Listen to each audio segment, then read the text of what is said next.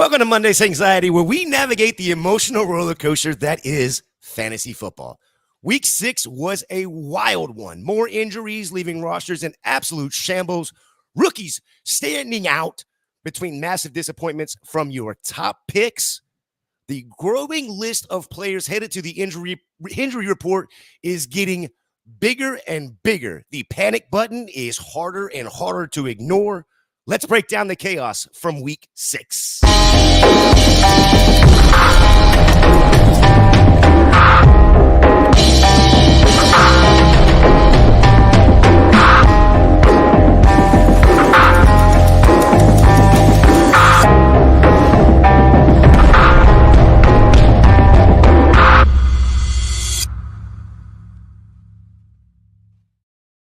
One game left for week 6. Who cares about fantasy football anymore? Josh, Ryan, myself, we are back together after 2 weeks of dealing with Mother Nature. Fellas, it is good to be back. How are we doing? Fuck hurricanes. That's all I gotta say. Also, fuck hurricanes. I made the joke with Maria. I was like, I didn't know that working with all these hurricane people was going to create all this extra work for me. I'm not. Do not recommend. Zero. Dude, I even told you, I'm like, dude, if you need a week off, just let me know because you earned it. I do want to say from me and Josh, I'm sure, Ryan, thank you for holding it down the past 2 weeks. It has been an absolute hell for both of us. I was gonna say you guys held it down. All I did was come and talk fantasy football, and I'm gonna be perfectly honest for everyone watching the show. That was for you guys. A year ago, definitely 2 years ago, my ass would have took this show off. I would have been like, sorry, we're not doing fucking shows. I'll see you guys on Wednesday. You guys have been so active. You guys have been so with us. And I mean, you guys as in the viewers, not these two chuckleheads. I was not going to ignore you guys for 2 days. Me and Josh started this show 3 years ago. We just started the waiver show this year, and you guys have kept it popping, and we're not going to let you down. That's what it really comes down to. Yeah, 100%. Do appreciate the chat hanging in there with us. Sending, I've gotten a few DMs from our loyal listeners and watchers. Thank you for all of your thoughts and prayers. But that is behind us now. We are moving on. Week 6 is done. All but one game. It's probably going to be like a Thursday night, 3-0 game. Nobody really cares. Don't forget, if you are new, hit that like, hit that subscribe. Even if you're not new, hit that like. We do have the super chat feature available for you. So if you have some pressing questions for tonight's game, make sure you use that, because if not, you're going to be down into the chat. But that super chat absolutely gets you pushed to the front of the line. Ryan, let's talk about the games from yesterday. Give us our weekly refresher. Oh my God, I straight up forgot we do that. I do not have that prepped yet. So why don't you let Josh talk about Trophy Smack and then come back? Yeah, let's do the Trophy Smack read first. It's been 2 weeks. Simmer the down already. No, it's me. It's me. It's not you. This is straight up. You called my name out, and I was like, oh, that was cute. I'm like, oh, that's because I'm about to say the scores, which I am not at all prepared for. Hey, okay, I worked so hard last week. Hang on. I'll hit the end stream and we'll start over and see if we can get it right. Yeah, right. No, let Josh talk Trophy Smack, and then I'll be ready. Well, our sister site, Women in Fantasy Football and Trophy Smack, have a great partnership going on right now. So you can use our unique affiliate link. It is trophysmack.com/WOFF. That's WOFF. Any and all of your achievement-based needs, trophies, belts, championship rings, wall art to decorate your man caves, your offices, hell, even the hallway in your house. You can do a lot of really cool stuff to customize. It doesn't even have to be sports related. They offer a lot of really cool stuff that you can do. You can celebrate the commissioners in your league, get them a nice little, card, pennant, ring of some kind, just to show a little appreciation for the most thankless job in fantasy sports. Or, you know what? Call out the loser of your league with a nice little greeting card that says, thanks for sucking and making my life easier. All that stuff is available. You can go to trophysmack.com/WOFF. That's WOFF. Any and all commissions that we earn from these, it's what helps us send all these amazing women to these really awesome NFL events through their media communication. So we're talking like the Super Bowl, the NFL draft, the scouting combine, all those things. This is why we set up these partnerships, because we want to help curate the future of women in sports. 100%. Yeah, I'm gonna have to get Ryan a couple of those. You suck. Thank you for letting me win. God, Faith seems like she's gonna have to get Josh a couple of those. yeah. Well, it's the other way around though. It looks like Josh is going to come back on Monday night in both of those.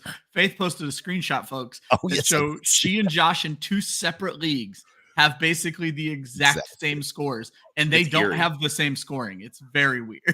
Yeah, it's very eerie. Okay, it's a fun little coincidence, but we'll see how it plays out. Let's see. We'll see. Yeah, we'll definitely have to see. Faith, make sure you post the final scores so we can rub it in Josh's face if and when that happens. Ryan, I don't want to call you too fast, so let me see if I can slow this down. I am ready. You ready?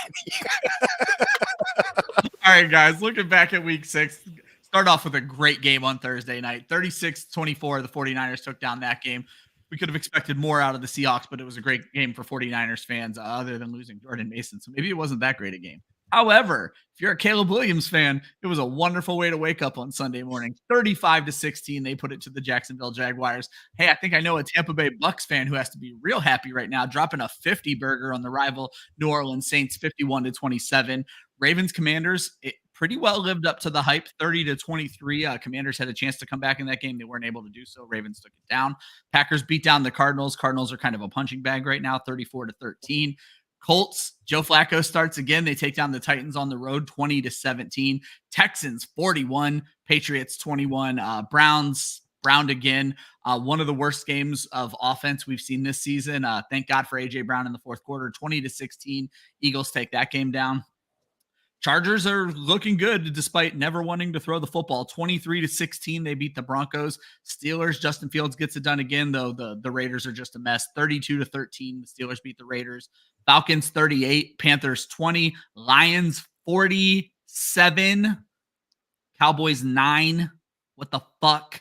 And then the Bengals hold it down on the Giants Sunday Night Football. One of the worst games I've suffered through, at least the first half. 17-7, Bengals take down the Giants. Got the Bills and Jets tonight, but that's week 6 in a nutshell. Well, I was asleep before the game kicked off because I knew that was going to be a barn burner. Snoozer is more what it was. Couple quick. I can't believe the Bengals actually played defense. That's really what I'm shocked about more than anything. Tyrone Tracy looked good though. It was the Let me be clear, he didn't look good. His fantasy stat line looks good at the end of the game. It was actually a pretty bad game for him and the Giants. Speaking of the Cincinnati Bengals, 75 games in a row. They've allowed at least 10 points. They broke that streak last night. Oh, wow. Only allowing 7. First time since 1962, Detroit scored 40 or more points in back-to-back games. And Ryan, I know you're going to love this. I think, well, let me ask this question, Ryan. Who was your 2 TD guy this past week? Fucking Drake London and Josh. The one that I told him not to pick. Josh told me to switch to Bijan Robinson. It was literally the only NFL player that didn't get 2 touchdowns. I believe he did have 1, though. So he was halfway there. He did. He had 1. By the way, who had the 2 touchdowns, Ryan? Bijan Robinson. Josh literally, as soon as I sent him Drake London, Josh goes, "You sure you don't mean Bijan Robinson?" I was like, "I have a feeling it's going to be a wide receiver game." I was wrong. I will say, I don't think my 2 touchdown guy has not scored a touchdown this season, which is a great improvement from last season. Lord have mercy. I see this. This chat is popping. It is halfway through, just under halfway through the fantasy year, and everybody has some gripes. Wow. I guess we'll start with Caesar saying good morning. Good morning. Good morning. He has some complaining to do. Yeah, George, I bet. George, I see your comment in here about Amon-Ra. We'll get to him in a little bit. Full-blown panic on Kyler Murray. We will get to him as well. One that I see right off the bat that I know we don't have on the sheet. Full-blown panic on Travis Etienne. So I had, for my sell, Josh, I wrote the entire Jaguars offense. And basically I said that Jaguars are what we thought Carolina was going to be. But I actually retracted that a little bit. Mainly because Chicago has a better defense than we're giving them credit for. So it was an ugly game for BTJ. It was an ugly game for Tank Bigsby. The fact that it was ugly for the whole team is going to steer me away from full-blown panic on Travis Etienne, because full-blown panic means you're going to drop or you're going to trade him for nothing. I don't think that's the move right now. He is hurt. What he needs, and nobody wants to fucking hear this, he needs 4 weeks on the IR is what he needs to get himself right and get back. And it's what the Jags should do, but they can't do that because they're going to be firing their coach when they leave London next week. Like, this is a team that has to find itself. Yeah, I mean, look at how well Drake May played against a really good Houston defense. Yeah.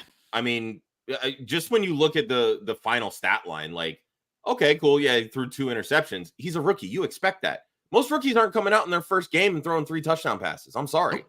You know, well, the other thing is % completion. Like, he had the rookie mistakes. He was willing to do shit that we haven't seen from a Patriots quarterback in a long time. Absolutely. Yeah. Absolutely. And the Jaguars, their defense sucks. I'm sorry. Their defense really is not good outside of Josh Hines Allen. Like that and Trayvon Walker. I will give both of them credit. They do have a pretty solid pass rush off the edges, which could very well give Drake May some problems. But outside of that, not when nobody can cover. Yeah. They got exactly. And you know, they do have a young wide receiver core, but they don't really have the cornerback play that's truly going to slow those guys down. So Drake May could come out and very well beat this Jaguars team. Like, I don't see that as like a far-fetched possibility.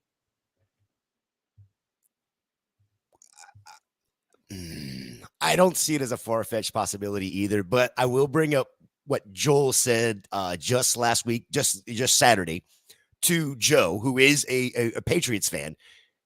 Joel said that there was a good possibility that the Patriots could have won this game against Houston. This was a trap game. And I don't disagree with him, but Houston came in there knowing that it was a trap game. And they said, we ain't playing this. Yeah, I didn't read the trap game narrative like others, because shout out to our good friend who's been trying to do these bets to earn money for the folks that were affected by the hurricane. But one of his bets was CJ Stroud under 2 touchdowns. And I was like, I didn't want to bust his balls in the chat, so I'll just do it live in front of everybody. Why was that a bet? Like, I would never have taken that against the Patriots. I thought that was a bad bet, and he did that on their first 2 drives. So I don't know. Maybe not. I hate betting unders, being just perfectly honest. It's not my though. Wait till we get to our underdog best bets later on. I hate betting unders, but I'm betting one this week. But I have a bone to pick with Underdog on that shit. I'm so pissed about my Sunday parlay. Yeah. And it's not even Underdog's fault. That's the problem. I'm just pissed. Betting unders is boring. There's no fun in betting. So boring. Hey, I took the under on Mike Evans and that hit. So yeah. Well, Josh, you took the under on Mike Evans for a reason, and I thought that was interesting. I'm taking the under on a player I hate. So while it is boring, I'm also rooting against somebody that I absolutely despise. So it should work out well. I see the other comments in the chat. Most of these we all have on our show sheet. We will get to a bunch of them. Let's get into the birthday shots. Rookies with big games. Welcome to the league. Caleb Williams, QB1 on the week. Jaden Daniels, QB8 on the week. Bo Nix, QB9 on the week. Yeah. And as Josh just brought up, Drake May, first start, QB11 on the week. 20 of 33, 243, 3 touchdowns. He did throw the 2 interceptions, but he had 5 rushes for 38 yards against a good Houston defense. Scored more fantasy points than Lamar Jackson this week. Interesting. I felt like that needed to be pointed out because, again, like you look at the 2 interceptions, you look at the Patriots loss, you know, it's easy to be like, oh, this is a typical rookie start. Drake May did his thing for fantasy, and that's what we care about at the end of the day. We care about fantasy points. He's putting them up. I think this is the perfect time to throw Millie up on the screen, too, because if May goes out there and beats Jacksonville. Literally what we were talking about in our chat with our NPI chat. Like, there's no way if New England beats Jacksonville, Doug Peterson makes it back across the pond. There's no way. Jason Wood for Football Guy says this back-to-back London game is the only reason Peterson's not fired right now. They think it's a nail in the coffin. He's saying if Jacksonville wins, you might still see Peterson get let go, but right now in London, and looking at their coaching staff, you can't fire this guy on a 1-week road trip, on an 8-day road trip. It's an ugly situation. It looks like Jacksonville, the players themselves, don't even care, to be quite honest. Tyrone Tracy, we hit on him a little bit ago. RB5, second strong start in a row in place of Devin Singletary. 1750 and 1. Rushing 6 of 6 is where he made his money. for fantasy points, 6 of 6, 57 yards receiving. Somebody that I was pretty stoked about going into the week because of Rachaad White not playing. Bucky Irving, RB11, 1481, and 1 touchdown rushing. Not bad in the receiving game, 2 of 2 for 24. Man. How do they put Rachaad White back on the field? And that's exactly what Josh has got in there. How do between Bucky Irving and Sean Tucker, the Bucks, and that's the whole point, is like they want to run 2 running backs, right? Yes. They were spelling Rachaad White with Bucky Irving. You were spelling Bucky Irving with Sean Tucker. The latter pairing they weren't looked 1,000 times better than the Rachaad White and Bucky Irving pairing. Like I get it. You've got maybe Rachaad White is just better at pass protection than those 2 guys. So be it. But when it comes to performance, stats, putting everything on the field, this duo looks 1,000 times better than anything that Rachaad White has done over 3 years in Tampa, or 2+ years, whatever it's been. Yeah, I mean, I want to bring this up since we're talking about the Tampa backfield right now. You had Bucky Irving, and of course, and Sean Tucker. Both of them had 14 carries yesterday. Now, let me bring this quick stat to you. This is Sean Tucker's second year behind Rachaad White. Yeah. Last year, he had 15 total carries out of the backfield last year. Did that in a game. And he did that in one game and produced. Now, I get it. It's the Saints offense. But like I was telling Josh before the game, I watched that whole game, and it was the tale of 2 completely separate halves. That second half, they decided we were going to run the ball and we're going to run it down their throat. And that's exactly what they did. They absolutely. Props to the people out there that were smarter than me, maybe smarter than both of y'all, for going out there and not only snagging Bucky Irving, but also grabbing Sean Tucker, because I was not. I had to emergency start Sean Tucker in a tanking dynasty league, and I'm like, this isn't how this was supposed to go. Yeah, that almost fucked you. On Sean Tucker, I wish I could find the tweet. Someone very smart that I follow on Twitter said, "Do not leave Sean Tucker on waivers. He is the second best running back in Tampa Bay." So someone said that before the game, and I checked it because this is something we do for our DFS show. Sean Tucker won somebody $1 million on DK this week. There you go. He was in the Millie Maker lineup. There you go. Someone had to start. We were all high on Sean Tucker last season going into the draft. Like, we loved it. I thought he was the top 3 running back in that class. The whole reason that he went undrafted is because of the heart issue that popped up at the combine. Yep. So it made sense when you're dealing with something like that from a medical nature, why you only had 15 carries all of last year. And I think that seems to be what people forget when it comes to Sean Tucker. This kid is talented. He is good. He needed to get back into shape because of everything that happened physically. Now that he's in shape, it's wheels up, baby. It's Sean Tucker season. Let's go. Yeah. If you're in a dynasty, Sean Tucker is worth every bit of fab you have left. Redraft, maybe temper your expectations a bit, because he's on a lot of my taxi squad, so I don't have to worry about the fab part. Yeah. I need to go check my taxis. I hope he's still there, because I know we we're in a league together, right? In most of my dynasties, I am with you, fuckhead. So.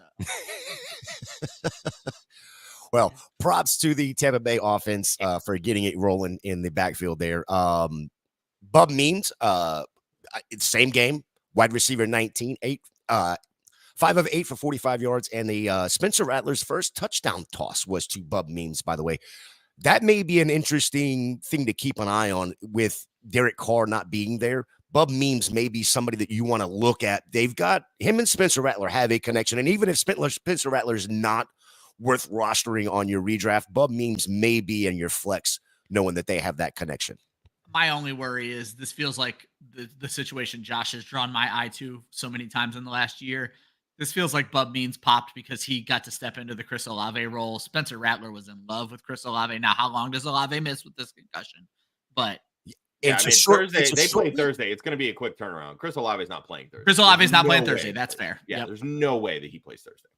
Yeah, somebody you can probably rely on as a flex spot. Bub means there. Rough week for the Saints because that was very clearly should have been a penalty, and instead it was a Tampa Bay touchdown. And then that play where the fucking dude was down on the ground and nobody called the timeout and just let them run a defensive play with the game technically still available with 10 defenders. Like rough week for the Saints when it comes to injuries. Yeah, the Saints are who we thought they were. Yeah, I mean, Troy Franklin, wide receiver, 30, 2 of 3 for 31 and a touchdown. Caught his first touchdown of the season from his college quarterback, Bo Nix. Need more Troy Franklin. Anybody? Yeah, Anybody? Someone's going to step up on that team. Somebody's got to step up. I'm tired of these undrafted free agent people that we know nothing about getting all the run. Fucking Devon. Franklin had a big catch last week too, didn't he? Think so, yeah. I mean, that's the thing. They're using him very sparingly. He's basically like the fourth wide receiver on the squad behind Sutton and Mims and Vell. But it's like, I mean, you're winning, and I get it, or at least you were until you ran into the Chargers. But like, they're looking okay. Let's get these kids in here. Like, and this whole thing with like how they're using Marvin Mims, I really do not understand at all. Like, this was Sean Payton's literal first ever draft pick with the Broncos. Like, why is he not playing?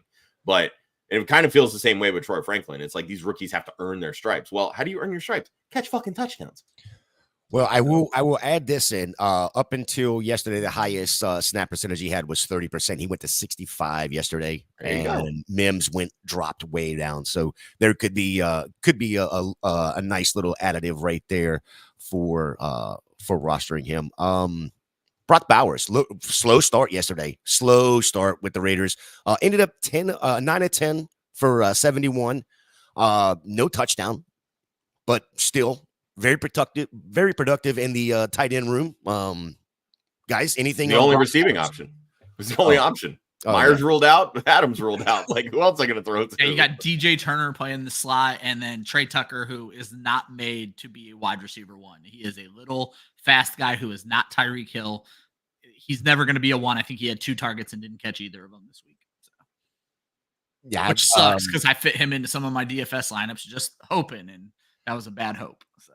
I saw this yesterday, and it's not on the show sheet, but I saw this yesterday. Dylan Labe. Yeah. 1 carry, 1 fumble. Does he get another touch? And I'm pretty sure this was his first active game of the season. Like, he had been a healthy scratch up to this point. So. Might be his last. Any fucking kill him. We're done with him. I mean, it's okay. It's a rookie. Josh, did you see any chats in there about the rookies on our chats? If not that I recall. Okay. So we have a lot of questions. Yeah, we have a ton. Where do you want to start with the questions here, Josh? I'll let you choose the questions here because there are a pile. Let's start with this one from Steven, and then we'll get into Blue's question because a lot of the other ones I think we'll touch on later. So, what are your guys' thoughts on Ladd and Justin Herbert rest of the season? So here's the thing. I think it's going to be a viable fantasy duo. I think it's better for Ladd than it is for Herbert. But every time I saw Ladd touch the ball, some weird, awkward shit happened. Like, he fell over and do a weird slide. And I'm going to be perfectly honest. He does not look all that athletic to me. It's going to work well because Herbert needs somebody to throw to. But again, this is more of a Ladd is an option in PPR. They want to run the football. They're getting Kamani Vidal back into the game now. Like, they want to just keep running the football. I think it's great for Ladd. I don't think it's great for Herbert. Yeah, I mean, Ladd's good in Dynasty. I'm not really trotting him out in any of my redraft leagues. Justin Herbert's a QB2 right now. The promising thing is I believe he threw 34, 35 times yesterday, but they still ran the ball 40-something times. Like J.K. Dobbins had 25 rush attempts, right? So, I mean, that's just the nature of these games. Like, you need the Chargers to be losing. That's the only way they're going to throw the football. Right now, they're playing decent enough defense. And we even talked about this well before the season started in our Chargers preview. This is a team that's set up to only lose like 3 of their first 11 games. Like, they have a really easy schedule. They're kind of on pace for that right now.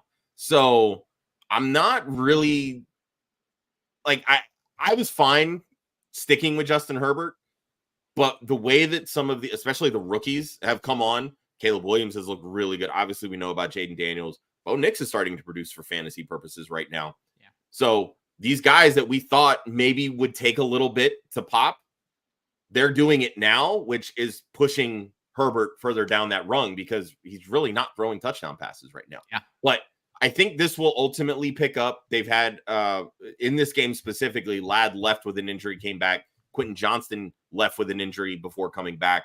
Like, some of these guys are getting targets, which is fine. They're just not taking the downfield shots that we know Justin Herbert can do.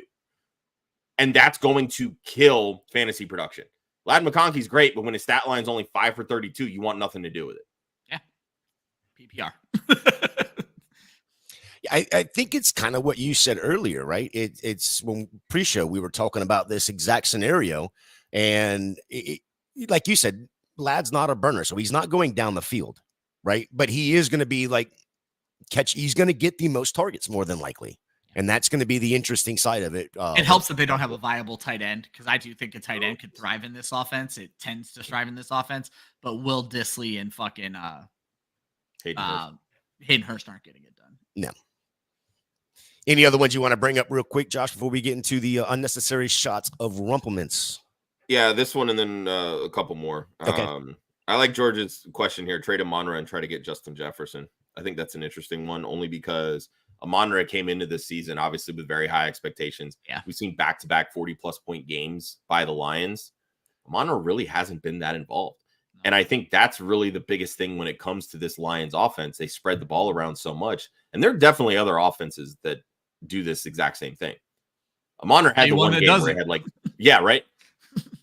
They had the one game where he had 19 targets, right? That's basically carried his entire fantasy season. He's wide receiver 12 on the year right now. Jefferson, I believe right now is wide receiver 7. Use the bye to your advantage. If you can flip these two, by all means, do it. I don't know if anybody's going to openly want to just do a 1-for-1 trade like this, but if you can throw some ancillary pieces, a running back, a tight end, a quarterback, whatever it may be, I would 1,000% make this deal. I would also make the deal. The long and short is Justin Jefferson is still his entire offense. The Detroit Lions are a running football team. Plain and simple. Well, I don't know if either of y'all saw the St. Brown's podcast, but Equinemius asked Amon-Ra about the possibility of where Devontae Adams should go. And he said, he should be going to a team with with an OG quarterback that's good, like the Chiefs or something like that. But the Chiefs, of course, are in the Raiders division. So Equinemius looks at him and says, what about Detroit? And Amon-Ra says, we're good. We are good. So he won't be going to Detroit. Next. Where are we at? Let's get Blue's question up. Yeah, I was saying, let's get Blue out of there. I got Kyron, Jacobs, and Tracy. Wide receivers are Hill, Neighbors, St. Brown, Puka, and London. Was thinking of trading a wide receiver and Jacobs for Kamara. Just feel like need one more upgrade at wide receiver, and I'm set. I don't think you need to package a wide receiver with a running back.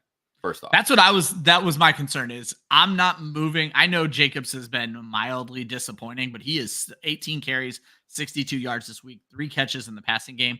With the way running backs are going down, I'm not going to take Jacobs, who is still a top 15, top 20 running back, to go get another top 10 running back. So I would be looking for a guy where I could get it for just one of the wide receivers. And I think Kamara is that guy. I think you could get Kamara for one of these wide receivers, assuming that team is wide receiver needy. Yeah, I think that's the biggest thing is you obviously need to look at, what the opposing team needs, right? If they don't need a wide receiver, then you might have to get a little bit creative or pivot off of Alvin Kamara. But, I mean, the flip side to this is while in name value and recognition, your wide receiver room looks really good, Tyreek Hill is nothing right now without Tua. Malik Neighbors has missed 2 straight games, and Puka's been on IR. So right now you're dealing with Drake London, who's looked really good, and Amon-Ra St. Brown, who basically has had one good game all season. Yeah, I would try to play off the name recognition of Amon-Ra. When Tua's back, when Neighbors is back, you're going to be able to start Tua, Neighbors, Puka, and Drake London if you can start 4 wide receivers. You're not going to be heartbroken to not start Amon-Ra. And then that's when I would try to move Amon-Ra for Kamara or any other wide receiver. I think the buy window, I think I can officially stop using David Montgomery as my example because nobody in their right mind is selling David Montgomery at this point. Yeah, my concern with Kamara is I think we're still living off the first two games. When you look at his 3 of the last 4 games, he's basically Rashad White. Yep. Yeah, 3 yards a carry this week. 3 yards a carry. 8 targets, though, is still nice. So. I mean, okay, fine. Given the targets, but Rashad White gets those fucking targets as well. So he is Rashad White in 3 of the last 4 games. You're not wrong, and that's quite hilarious. I'm not. I'm just like the first 2 games again against Carolina, against Dallas. Yes, absolutely wonderful. But that's. I do want to jump into Millie's question to add to this, though. Millie says, "Fuck it, go for Henry."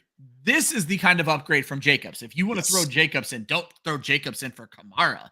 You throw Jacobs in for Henry, Saquon Barkley. Maybe the manager's a little pissed after this week. I think there are better weeks ahead. You need to upgrade like crazy if you're throwing Josh Jacobs. So which of those wide receivers would you take a Tyreek Hill or any of them? An Amon-Ra? Take any of them. Any of them, add them to Jacobs and go get the kid. That's a good point. Yes, I would throw if I'm getting Derrick fucking Henry, Jacobs in any one of those wide receivers. No, I'm not trading Neighbors. I think there is something special about Malik Neighbors. So I would not trade Neighbors in that trade. Okay, that's fair. Let's do one more and then we'll get on to the next section because we'll keep answering questions throughout. But George brings up, can Joe Mixon keep this up? I mean, we saw that he got hurt after the first week, 3 games to come back. Another great freaking game. Are we convinced this is the norm, or are you ready to sell high? It would have to be very high. Healthy Joe Mixon, this is what we're getting from him. This is the norm. He has not lost a step. He has just gotten older. So the injuries are going to be there. So the problem is you might get 3 games and then miss 3 games. And yes, that sucks. I would need to get something very good back for Joe Mixon. I'm not trading him. I left him on my bench this week because you guys know I don't trust injury guys. I regret it. And again, if Joe Mixon is healthy, he is in my lineup from this point forward. Yeah, I fucking hate you, Ryan, for that because I tried to follow your philosophy and he fucked me too. So I'm not following any of your philosophies. I'm not doing your my philosophies are not working out this week. Let me no more 2 touchdowns and no more listening to Ryan when it comes to guys that are coming off injury. My thing with Mixon wasn't necessarily that he wouldn't have a good game. It was, is he immediately going to be dropped into that 70-80% running back share that he had that first game back, right? Especially when we've seen Dare Ogunbowale be very active in the passing game, so there was at least a chance you thought Mixon might lose passing down work. He did not. No. Yeah, I mean, he basically it was 1 for 1, done, boom, and didn't skip a beat, which, hey, you know what? It's not like the Patriots have a great defense, so I don't know why we were really all that worried, but because even on a 50% snap share, he was going to be productive. Yeah, that's true. He was scoring a touchdown this week, no matter what. I don't know what I was thinking. Yeah, I think that was the bonus for Mixon, right? To keep him going forward. He was only a 42% snap share. He only got 13 carries out of the backfield and then another 3 targets. So he was only there, but they used everybody. Yeah, but that's the thing is, and that might be his role moving forward, but that could be the best thing ever for him. Correct. We've never seen efficient Joe Mixon. Well, we talked about this. Like he's going to the Texans. Texans have a good offensive line. They invested very heavily in that line last year before CJ Stroud even stepped onto the football field. This is the first time in his career he's had a top 5, top 10 offensive line. Yep. And we're seeing what he's capable of even at the advanced age with all of the miles on his tread right now. All right, let's get into the unnecessary shots of Rumplements, the key injuries from week 6. From Thursday, Jordan Mason dealing with a shoulder. Ouch. That's one thing I learned about the 49ers is they've got 33 guys, I think, on the roster that can play running back. Gus Edwards placed on IR. Kamani Vidal, hello. Touchdown receiving yesterday. Gruesome injury, I should say, not gruesome, but gruesome injury. Hudson. It was gruesome too. Bad. Broke his tibia, emergency surgery in Dallas immediately after the game. I did see a thing where, of course, he's done for the rest of this year, but everything looks like it's going to be fine for the start of next year. Not that reflects anything that we have to worry about offensively for fantasy but for the ones that play IDP, that sucks. Awesome. Marvin Harrison Jr., Chris Olave, both concussions early in the game.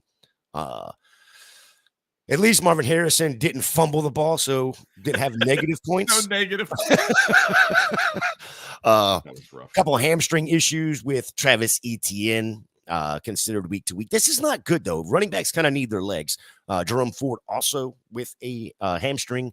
That's very bad news for Jerome Ford because Nick Chubb comes back next week. Yeah. Well, that sucks for a couple of my rosters. Thanks for that. Dallas Goedert, hamstring for him as well. And Grant Calcaterra finished as a top 12 tight end. I was just going to say, Goddard from the Marvin Harrison School of Injury finished with a 0 as well. It was a rough week. So. Dontavian Wicks left with a shoulder. Josh, you put this note on here, and I'm surprised. I went back and looked, and I don't think we had any questions. Oh, we had quite a few on Saturday. Oh, did? Okay. We had quite a few on Saturday with Dontavian Wicks, and it completely left my brain about the Twitter back and forth between Christian Watson's dad and a well-known fantasy analyst on Twitter who likes to stir up some shit. Did you see Debro's post yesterday? No, I don't think I did. It said Dontavian, or it said Christian Watson's dad 1, Twitter analyst 0. There you go. Did not even occur to me that Watson would even play. So I'm thinking, all right, Watson's out again. It's whatever. Sure, fire up Dontavian Wicks, whatever. And of course, he ends up leaving with an injury anyway. So it's basically a moot point at that. But Watson ends up catching a touchdown. We know Romeo Doubs ended up catching 2 touchdowns. Jordan Love had a fantastic game. So it's shit, well, where the hell's Dontavian Wicks? Well, he left early and probably wasn't going to do anything anyway because Christian Watson's still operating ahead of him. Yeah. When you look at what that offense was doing, they used all of their wide receivers, not just Christian Watson. Christian Watson, yes, down the field, but you had Romeo Doubs, who, detriment to the team last week, was not a detriment this week, was actually a benefit to the team. And then you had, what's that other guy's name? Jaden Reed or something like that. Very good player, come to find out. But yeah, let's move over to shots of espresso, quality performances that got the juices flowing. And we will start with Ryan, since Josh took up all the airtime for the first 40 minutes. No, we have to start with Chris Godwin. He's the thumbnail. It's about SE. Thumbnail, dumbass. I know, but it's always Josh that gets the thumbnail. Why is it always Josh? This is Josh's show, my guy. No, I'm the one that picks the thumbnail because I do the thumbnail at 1 o'clock in the morning when I get home, and none of you old farts are awake. The whole point of the Monday show is that it's the Monday and Tuesday shows are Josh's show, and then Wednesday tends to be me and Joe, even though Joe's the host. So I'm good with this. Don't ever feel sorry for me, especially after spending 45 minutes straight talking last week. So. All right, fine. We'll start with Josh then. See, I told you we should have restarted the show a long time ago. I just love that I got this shit done in 47 minutes. We're about to be here for an hour and 47 today. Basically, yeah. That's what happens when you have more talking heads on a show. Exactly. Right? But yeah, no, Chris Godwin. Look, we talked before the season. 3 words: Cooper Kupp roll. He is right now in total points through 6 weeks the wide receiver 1 on the season. You're telling me Coach Speak was right? Coach Speak was right. But this week against the Saints, 13 targets, 11 catches, 125 yards, 2 touchdowns, 35.5 fantasy points. He was the wide receiver 1 on the week. As I mentioned, overall on the season through 6 weeks right now, he is the wide receiver 1 overall, but he's the wide receiver 4 in points per game, which I find very interesting. Behind A.J. Brown, who's only played 2 games, but is averaging over 24 fantasy points per game, which I love that as an Eagles fan. Malik Neighbors, who we know has been obviously great. And then Nico Collins, who also has been obviously great. He's in very good company right now in this top 4. The way that the Bucs right now are playing on offense, the way that Baker is slinging the football, if you can somehow find a buy window, even if it's a buy high window, go get Chris Godwin. Yeah. He is that fucking good in this offense. Best offense in the league right here, baby. Best offense in the league. Remember when we were talking about the Saints as the best offense in the league? Oh, man. Told you that was week 2. They are who we thought they were. All right, Ryan, who is your first guy? Yeah, For me, it's going to be Caleb Williams. There's no way I can't not talk about it. I know this is my internet's breaking up. I'm sorry. I know this was not the segment Jay wanted to be a part of. I'm a red zone watcher, as folks know. So when I do sit down and watch a whole game, it's usually a primetime game or whatever a London game is, the opposite of a primetime game, a 9:30 in the morning game, a breakfast game. But these games are supposed to be tough. And we normally tell folks to not start players in these games. I was all in on the Bears this week. Caleb Williams, unfortunately, was my number 2 stream of the week, though Jared Goff was my number 1. So streams of the week popped again this week. The Chicago Bears defense, I had this very correct feeling that Jacksonville was going to come back down to earth after a good week 5, and certainly did. 226 yards, 4 touchdowns, but way more importantly to me, 4 fucking touchdowns, let me be clear, is the most important part, but 56 rushing yards. And Caleb Williams is starting to get it done with his feet too. This is exactly what you need out of fantasy quarterbacks, as long as he can stay upright. I'm just liking what I'm seeing. He's moved all the way up after a rough start to QB 10 on the season. But then when you look at the smaller splits since week 3, after those 2 bad opening weeks to start the season, he's the QB 6. Over the last 2 games where he has balled out, he's the QB 3. He's also on bye this week. And Josh kind of brought this to my attention in last week's show. Bye weeks are also the time to maybe buy guys if there are teams that are having roster issues.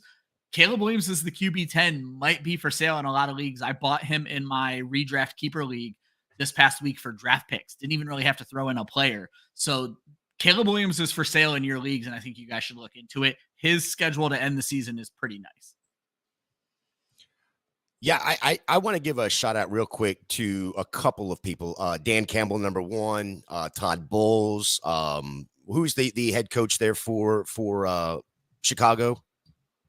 Matt Eberflus. Eberflus. Those guys have shown over this past week that they absolutely do give a shit about us fantasy managers, because, and why I can say this is, Caleb Williams, they were up and they decided to put Taysom Badgen in to kneel down and lose those negative, get those negative 3 or negative 0.3 points instead of Caleb Williams taking those. So I want to, big shout out to them for giving a shit about us, because we didn't think they cared. Yeah. All right, Josh, who's your guy? The aforementioned Sean fucking Tucker, baby. Ooh. RB1 on the week. I love stories like this. RB1. Jay getting the riled up, flying the flag. Yeah, I really was not expecting this to be a heavy Tampa Bay Bucks show, not gonna lie. But you know what? Give props where props are due. They scored 51 fucking points. So granted, they were going to have some fantasy superstars in this game. But as we mentioned earlier when we were talking Bucky Irving and the birthday shots, 14 carries, even split from a rushing share between the two. 136 yards, almost 10 yards per carry. A rushing touchdown, also chipped in with 56 receiving yards and a receiving touchdown.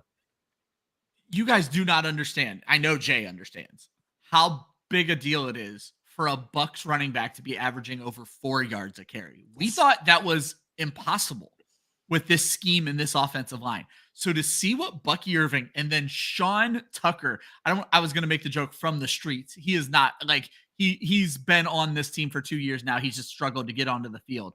But to see these guys come off the couch and rush for these kind of yardage, when we watched Rachaad White and Leonard Fournette bang their head into a brick wall for two and a half seasons now, I'm loving what we're getting here. So. Yeah, I mean, like I mentioned earlier, he had a heart issue. This is why he went undrafted. He is a talented running back. He has a lot of skill. He has a 3-down skill set that a lot of running backs in today's NFL do not have. You combine that with the quick cut nature that Bucky Irving has.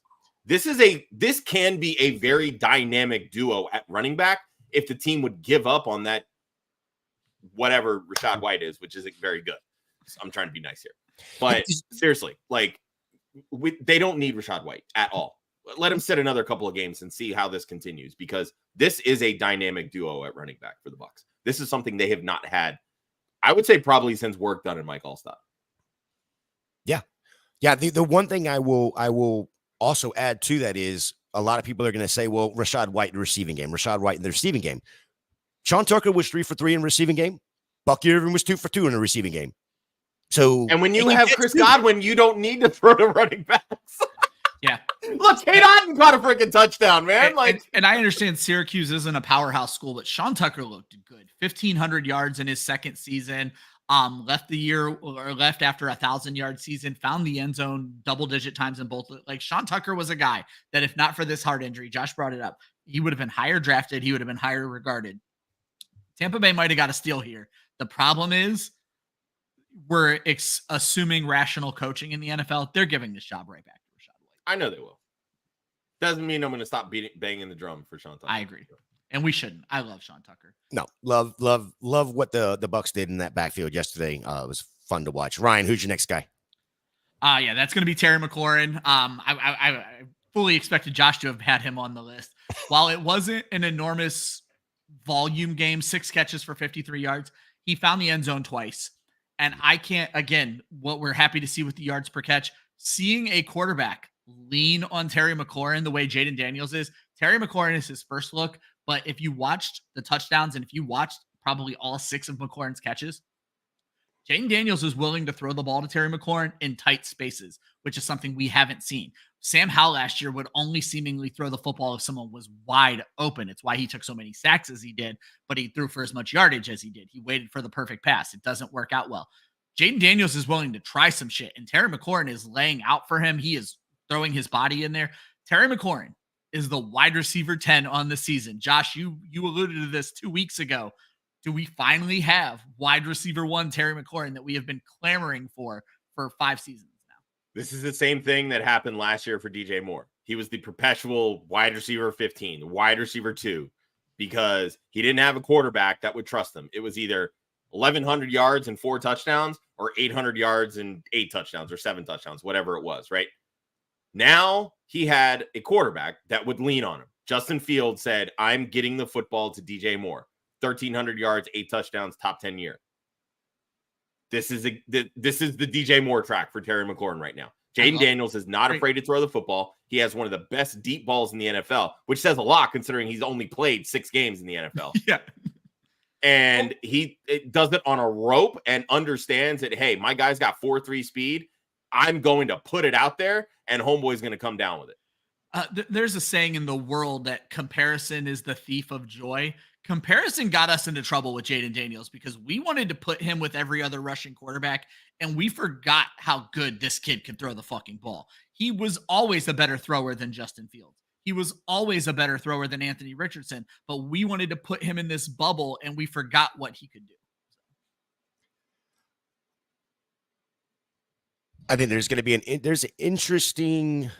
It's not next week. It's going to be in week 8, I believe it is, where we get to see Daniels versus Caleb. Yep.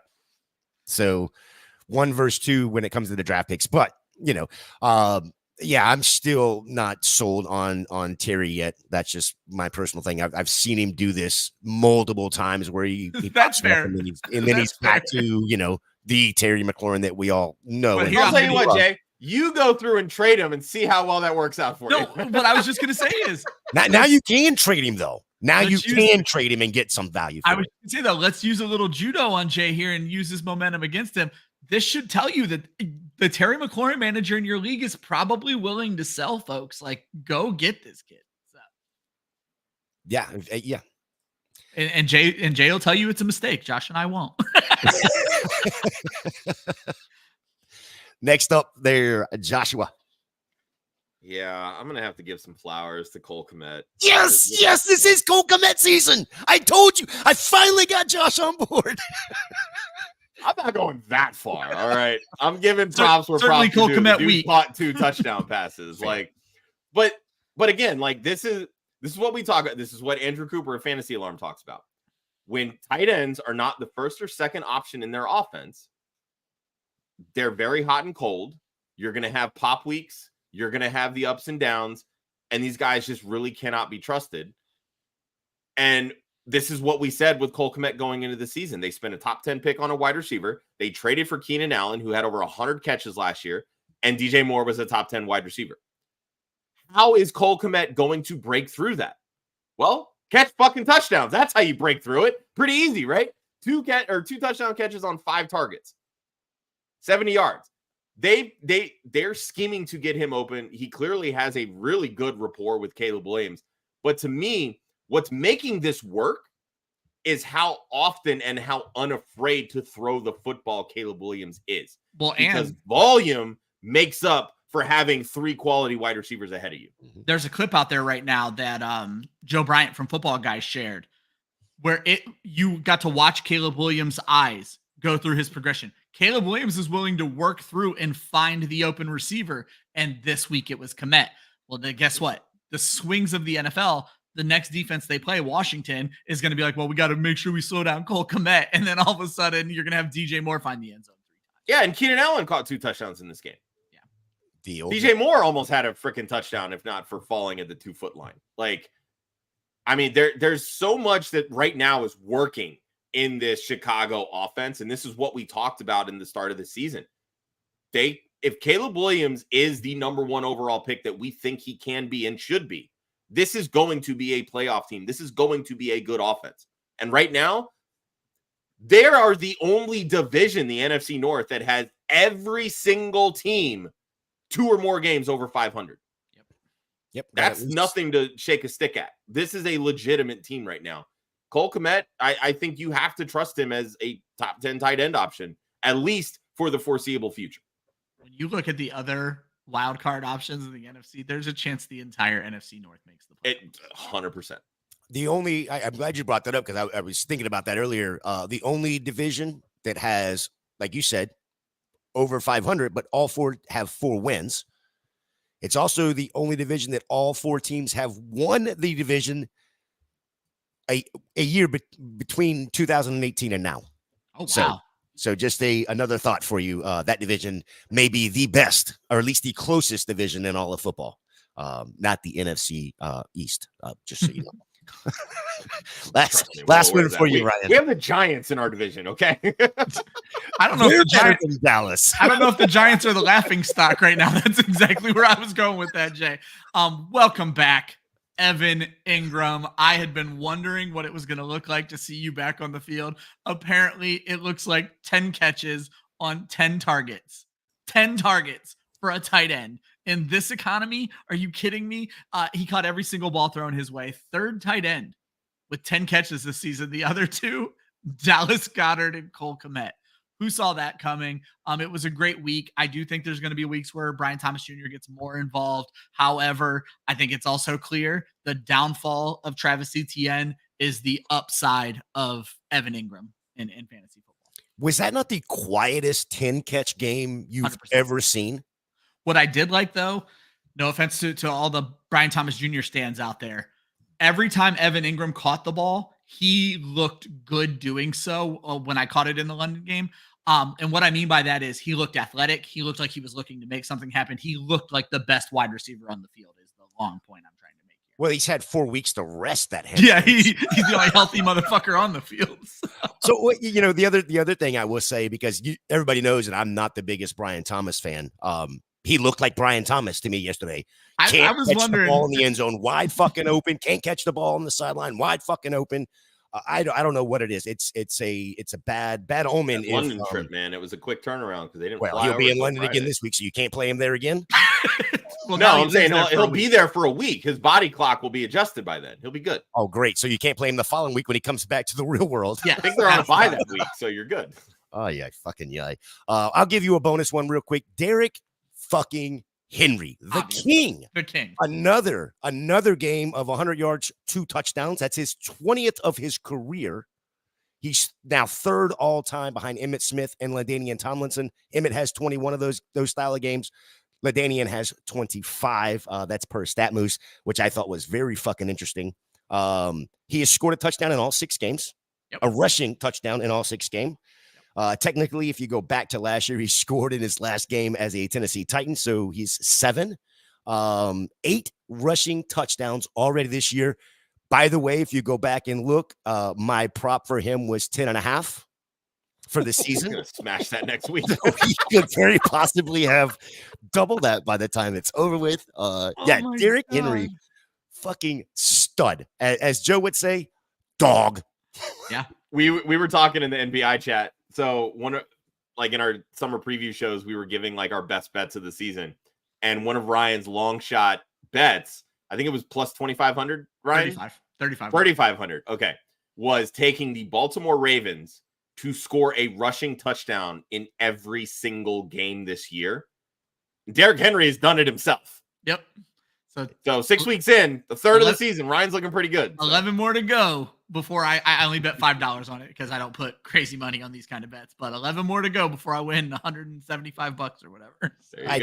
I do want to add this to it, just because it's something I saw this morning. I had to go back and double check to make sure it was correct. It is. David Montgomery also has a rushing touchdown in every game this year. So running backs outside of Derrick Henry and David Montgomery suck. So just so you know, if you have Derrick Henry and David Montgomery, you can absolutely play them every week. They're going to score a touchdown. Everybody else has questions. Yeah, pretty much. All right, let's get into some more of these questions real quick before we move over to the bad part of yesterday. Where you want to start? Good Lord. Let's start with Caesar here. All right. Drop Schultz or Sanat for Sean Tucker in Dynasty. Yes and yes. I have Kittle, Hawkinson, picked up Vidal on Saturday. Which one, if not both? I would drop both of these for Sean Tucker, especially knowing you have Hawkinson and Kittle. I don't have an issue dropping Ben Sanat. It does take tight ends 3 years anyway, so you have to deal with that for the next 3 seasons. And the fact of the matter is this. Ben Sanat is a fullback, and that's why he's not seeing the field right now. We're seeing John Bates as the primary backup to Zach Ertz. Schultz, I'm probably not cutting, though I didn't look at Schultz's stat line this week. If Schultz didn't pop this week, his ass ain't popping, and he's also, I think, 29 years old. So he's probably the better drop in Dynasty. I mean, he got 8 targets, caught 4 of them, 27 yards. Okay. So another boring tight end game. Yeah, it's the mold. I don't know. They signed him, which is great. He had a good season. Then they went out and got Stephon Diggs. This isn't the season for Dalton Schultz. I mean, look, I'm somebody that hoards tight ends in Dynasty just because that's how you play the streaming game, in my opinion, because there's only 3 really good tight ends right now.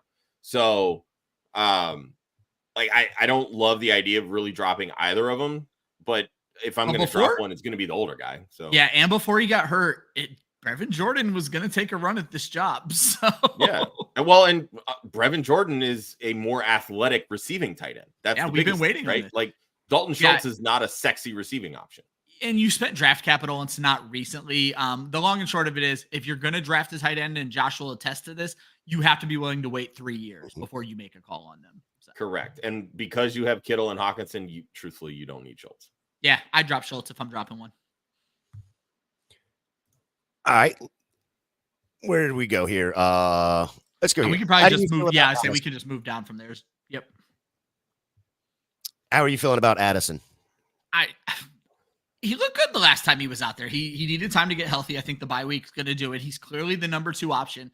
But while that was a dirty word to start this season because we didn't know what we were getting from Sam Darnold, that's not the case anymore. So I'd buy Jordan Addison very happily right now. He's a wide receiver 3 with top 15 upside on a weekly basis. I mean, sure. Sam Darnold's slinging it. Like, you want every piece of that offense possible right now. So I don't see a reason why not. To me, it just when it comes to buying anybody, it's all about price at the end of the day. I have Mixon, Montgomery, Chase Brown, and Tracy. Which one do I move? I think the obvious one here is Mixon. You're going to try to sell him high.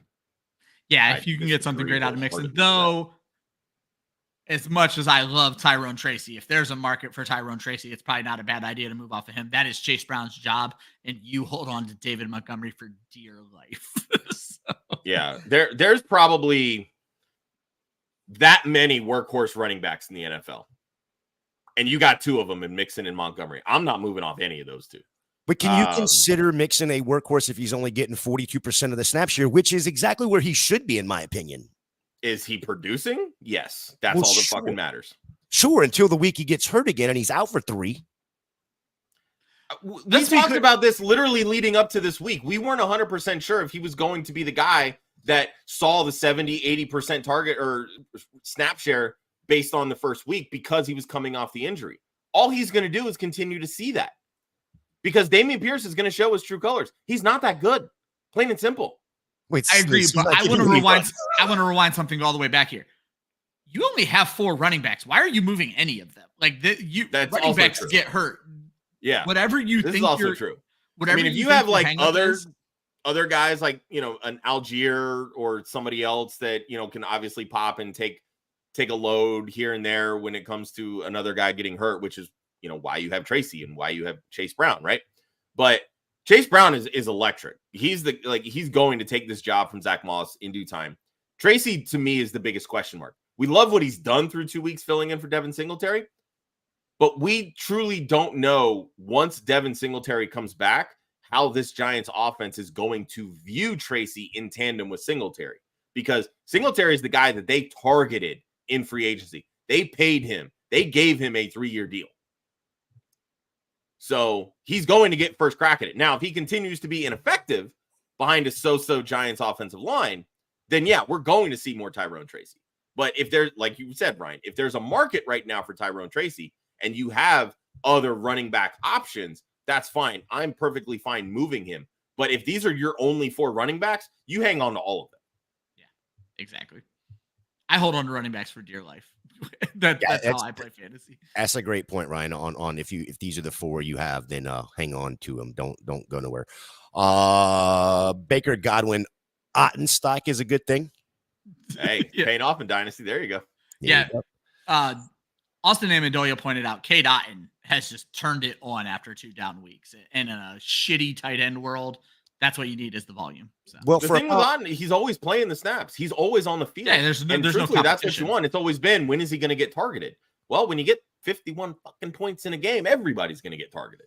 Yeah, and for about 2.5, 3 hours, he had more touchdowns than Sam LaPorta. So there's that. There you go. Trey Jaden Reed and Mike Evans for Tyreek Hill. His situation, he's got Kupp, Amon-Ra, Ayuk, and Tank Dell. He feels like Tyreek will be back soon. I don't think I'm making this move. Goodness, no. You're giving up 2 better options. Yeah, no, you don't make I don't know deal. that I would call this Mike is the Evans epitome of trading for name value. Yeah, this is the epitome. Trade Ayuk for Tyreek. I'll tell you what, if they would take Ayuk and Evans, I love Mike Evans. If they take Evans, you still get the boomer bust out of Mike Evans. I'm not trading Jaden Reed for Tyreek Hill straight up. I'd be like, no, thank you. I'm moving along. Yeah, I agreed. Do I trade for Marvin Harrison Jr.? So I want to hear everyone else's answer, because I'm in full disclosure. Josh, he was almost my buy low this candidate this week, but I didn't know if I could defend it as well as I wanted to. So he's more than likely he's going to miss next week. But I think I still want this dude on my team. Even if he's going to miss 1 week, I still want him on my team. So I think, depending on what I got to give up to get him, Josh, what do you think? Are you going that's after really what it boils down to? What do I have to give up? It's the same thing I said in Addison. Like, everybody has a price, right? Like, I saw a clip from Matt Harmon and James Coe from their the Reception Perception podcast, and they were talking about like the route tree and everything that Marvin Harrison Jr. is being asked to do. Like, he's being asked to do as a rookie what some wide receivers aren't asked to do until they're in year 5, 6, or 7 in the league. Like, he's running that big boy route tree. Yeah. And sometimes for a rookie, it's going to take some adjustment. It's going to take some getting used to, but they're not moving him around. He's a static X in this offense. And the way that these NFL offenses are being utilized right now with a lot of motions, that's why you're seeing so many of these guys pop. Because when they're being motioned out, you're able to create the mismatches because so many defenses don't follow the wide receiver.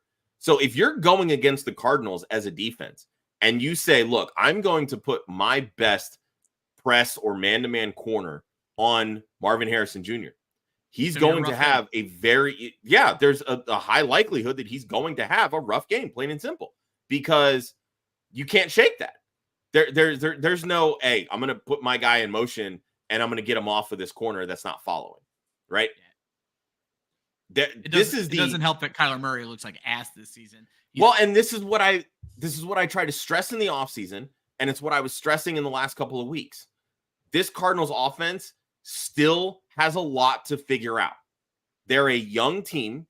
Everybody was jumping on this bandwagon way too soon. And people thought I was crazy when I only projected Kyler for like 22 passing touchdowns this year. You still have a rookie in Marvin Harrison Jr. He's a very talented rookie, and he's going to have a really good NFL career, but he's still a rookie. Drew Petzing is still a young offensive play caller. I'm going to throw Index Assess up here real quick as well. This is what we were trying to tell people with Jaden Daniels is when people were talking about, should I draft Anthony Richardson? I'm like, you can wait 7 rounds and get Jaden Daniels, and he is saving so many seasons right now. It is ridiculous. My little brother, 100% this exact move. He actually traded for Kyler Murray, but had Jaden Daniels on his bench, and Jaden Daniels pops off and saves him from a terrible trade. So. There you go. I mean, that's exactly what it boils down to. I feel, and he points out, like, Jaden Daniels, all of them are stacked.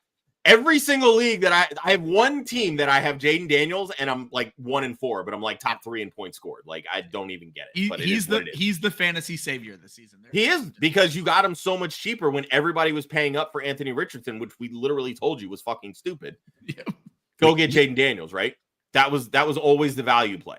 So, but yeah, back to Marvin Harrison. Like, it's just, be patient. But again, it boils down to what is the price. Like, I'm fine going out and buying him, but I'm not giving up a top 10 running back. Honestly, I probably wouldn't even want to give up a top 15 running back right now. Not in this market. But if I could move, I'm trying to come up with an example here. Like, if I could sell Tyrone Tracy straight up for Marvin Harrison, I would do it. But you're not doing I that. would be fine doing maybe a second piece. So yeah, and sure, I get that. But that's it all boils down to what my running back room looks like. That's what's going to make me give up a running back, right? Like, you never love giving up running backs because of just the volatility of the position. But wide receivers are always going to have bigger spike weeks than running backs in fantasy football. It's just how the game is played. So that's why I would be willing to do that kind of deal. Because again, to me, there's just still a lot of unknown when it comes to Tyrone Tracy. 100%. Let's be clear. We should all probably be selling Tyrone Tracy. I love Tyrone Tracy, but we should all be selling Tyrone Tracy. I do want to get to a couple more of these questions, but I do want to get to this next segment first. The hangover, the biggest head scratcher of the week. Josh, I mean, we kind of just touched on it with the question we were having about Marvin Harrison. Go ahead. This is hurt. Yeah, I mean, look, everybody was hopping on the Cardinals bandwagon after like 2 weeks when they were 1-1, but the offense was producing points. Kyler was looking like the MVP candidate that everybody thought he could be a dark horse for. This offense has completely fallen off. They're not that great. There's not a lot of creative play calling. And again, this was my biggest issue with this team. Drew Petzing comes from the Kevin Stefanski tree of coaching. Is there anything sexy about the Cleveland Browns offense? No. Why are we so excited about this offense? I don't get it at all. You love the idea of Marvin Harrison Jr. because the X receiver in this offense absolutely eats. We saw it last year with Amari Cooper and David Njoku. There's room for all of these guys. Trey McBride is absolutely I just completely lost my thought. A top 3 tight end because of volume. Like, they need an option to pass to. Trey McBride is going to get that because of the tight end landscape. But right now, Marvin Harrison Jr., aside from being concussed this week, he's still figuring out a lot when it comes to being a true number 1 wide receiver because this offense is not creative. The difference between Marvin Harrison and Malik Neighbors, look at what Brian Dable is drawing up. He is scheming plays to get Malik Neighbors not only open, but moving him off of the preferred coverage. They're putting him into motion. They're taking deep shots down the field. That's why he is producing the way that he is producing, and they're not targeting Marvin Harrison the exact same way. But my favorite stat that I came across this morning that just proves my point with why in God's name are we so high on this freaking Cardinals offense. There's one quarterback through 6 weeks in the entire NFL that does not have a completion for a first down on 3rd and long. That quarterback is Kyler Murray.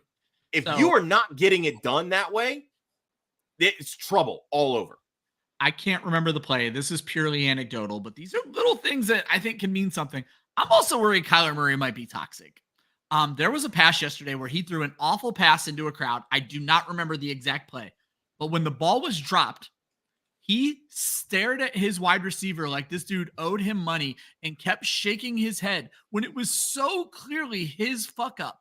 And I'm just like, why are you mad? Like, this was the wrong play, bro. Like, you shouldn't have done this. And I'm worried about that team as in general with Kyler Murray. Agreed. Yes, it's rough. It's rough. I was actually pretty high on him going into this year. I thought Kyler was getting off the car. And you're not the only one. Good friend of the show, Hutchinson Brown, was lobbying. I think Luke Sawhook was lobbying, like, why do we hate Kyler Murray so much? And for me, it's not so much about hating Kyler Murray. I know Josh does similar to what I do.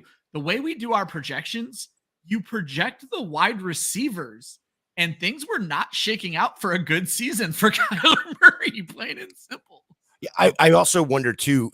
James Conner got injured yesterday for a period. I wonder if that took into account, but because Trey Benson came in and really just didn't do much. So that remember how high everybody was on Trey Benson? They were he's our wide. Listen, running back. I'm not even talking to you specifically, Jay. I'm just saying in general. Like, people are just like, oh, he's the top running back in this class. Yeah. He's going to take James Conner's job, et cetera, et cetera, et cetera. Like, again, he's a rookie. That's fair. Cardinals' offensive line, while young and okay, they're not great.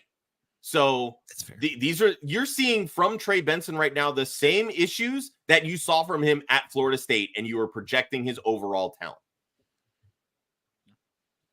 Fair. That's fair. That's fair. All right. I won't take offense to you pointing directly at me, but that's okay. Ryan, who you got? It needs to be discussed. It came up in the chat. What the fuck is going on with the Dallas Cowboys? They have looked like just an awful team. Not just the offense. I'm going to pick on the offense here, but defensively, they have withered into nothing. They might be the worst defense in the league right now. In my dynasty leagues that still have defenses, I was buying them last year thinking I was set for the next few years. Apparently, Dan Quinn was a bigger piece of that than what I wanted to give credit to. Dak Prescott yesterday, 17 completions on 33 attempts, 51% completion percentage. 178 total yards. That's 5.4 per attempt. No touchdowns and 2 interceptions. I want to remind you that in week 5 against this Detroit defense, Geno Smith went for 395 yards in a blowout. Geno Smith threw for almost 4 bills, and Dak can't cross 200 yards. There's a problem in Dallas, plain and simple. It's not affecting CeeDee Lamb, but it affected Jake Ferguson this week. I think the lack of a true wide receiver, too. We wanted it to be Brandon Cooks. He turned into dust. Jalen Tolbert isn't it. I don't know what they could do to solve it. They can't afford Devontae Adams, but I think this team probably needs Devontae Adams. But honestly, it seems like a scheme issue. And Dak hasn't been bad this whole season. Let me be clear. The week before, he went for 350 and 2 touchdowns, but he threw 2 picks in that game. This is his 3rd 2-interception game of the season. He hasn't thrown more than 2 touchdowns in any game this season. It has not been the year that I expected or anyone expected from the Cowboys. I'll tell you exactly what the issue is, and this is what I was harping on all offseason when it came to the Cowboys. If you do not invest in a running game, teams can sit back and say, we're going to make you beat us with your arm. We know that Dak Prescott can throw the football. That's why they paid him what they paid him. But when teams are not threatened by your running game, you drop 8 in coverage, rush 3, you can't do anything. Plain and simple. So you got 8 guys dropping back to cover 3 wide receivers, maybe a 4th tight end, or a 4th option in a tight end, right? That's basically what this offense is. This is what Mike McCarthy did in Green Bay, and it's what got him fired. When you can't run the football, you can't produce on offense. Plain and simple. 100%. I know, as fantasy managers, we don't really truly care the outcomes of the game. We care about the outcomes of each player individually. And I'm going to disagree with you, Ryan. There's only been one game where Dak looked good, and that was in week 3 against Baltimore for fantasy. Yeah, 100%. Right? You're right. But on the flip side of that coin, too, is the last he's had 3 games of at least 2 picks. And on the other side of that coin, he's only had 3 games of 2 touchdowns. Yep. So he hasn't looked great at all. And I think that is some of the problem too, is I do want to thank Jerry for go ahead and signing Dak to that big contract, being all in and all. That way nobody else had to do with it. I can't wait to see what they're going to do with like Micah Parsons and stuff like that. They may just let him walk. It's almost like throwing all of your money at your top quarterback and wide receiver might not be the best investment for a. No, I think Josh hit the nail on the head, though. Truly and honestly, it is. If you don't have a running game in this league, you don't have a team. That's why I find it so hilarious that everybody is already mocking Ashton Genty to the Cowboys because they know how much they need a running game, right? The way that this team has drafted over the years since Zeke, they haven't drafted like for need. They're taking the best player available. That's how they ended up with CeeDee Lamb. That's how they were able to continue to build their offensive line. And that's why they've continually whiffed on all these defensive players that they've drafted outside of Micah Parsons. That's why Jonathan Brooks is a fucking Panther right now. Carolina, not a Cowboy. And not a Dallas Cowboy, plain and simple. So why do we think that if Dallas continues on this trend, they're going to be picking in the top 15, right? They're not going to spend a top 15 pick on a running back, people. It's just not going to happen. And look, Ashton Genty's not falling to the second round. I'm sorry. There's no fucking way that's happening. Every pro analysis, every college to pro analysis says this kid's like a round 2 or round 3 pick, but his stats are not going to let that happen. No, there's no way. Quick question for you. Can you trust anyone on the Cowboys or Jaguars as a weekly start? Well, I mean, CeeDee Lamb. Okay. You're not benching CeeDee Lamb. And yeah, you're not benching CeeDee Lamb. That's the only one. Healthy Evan Engram. I'll play Evan Engram every week with the current tight end landscape. So, anybody else, Josh? I still feel okay with Brian Thomas Jr. Mostly because where you drafted him, you probably don't have to play him. But the way that injuries have sorted to befall every position these days, he's still at minimum of top 24 wide receiver in my opinion. Yeah, Jake Ferguson. Like he got Gabe Davis. Like it happens, dude. Like you look at what Gabe Davis has done over his career. These are the types of games, and we're going to get littered with all these Gabe Davis questions this week because he had 2 touchdowns last week, and it's going to be back to Brian Thomas Jr. Like, yeah. Although I am very curious to see how, if they do continue to target Evan Engram the way that they were this week, how that's going to cut into Brian Thomas Jr.'s potential target share. But I'm still very much willing to start him as a top 36 wide receiver, which to me, that's a flex option or a starter in most Yahoo standard leagues. And Jake Ferguson's on that line for me. I'm probably not dropping him. Yeah. It's hard, but you have the questions now in your head. Like before, they were just automatic plug and play. 100%. Right? Now you have those questions like, okay, what the hell am I going to do? Oh, I mean, Travis Etienne is going to be if not for Christian McCaffrey's injury, Travis Etienne would have been the poster boy of don't take running backs in the first round this year. Yeah, because I mean, it was a shoulder, and now it's a hamstring. Like it's one thing after another here. So, you kind of hope that with Tank Bigsby coming in and taking some of this workload, that it would kind of ease things up for Etienne, but it hasn't. No, Deontay Johnson. Years of being heavily relied on, it's starting to come at him. So, Dearness Johnson's done that. So looking at the top 12 running backs, only 3, Saquon, Bijan, and Jahmyr Gibbs were being flirted with as first round picks. It's crazy. It's wild.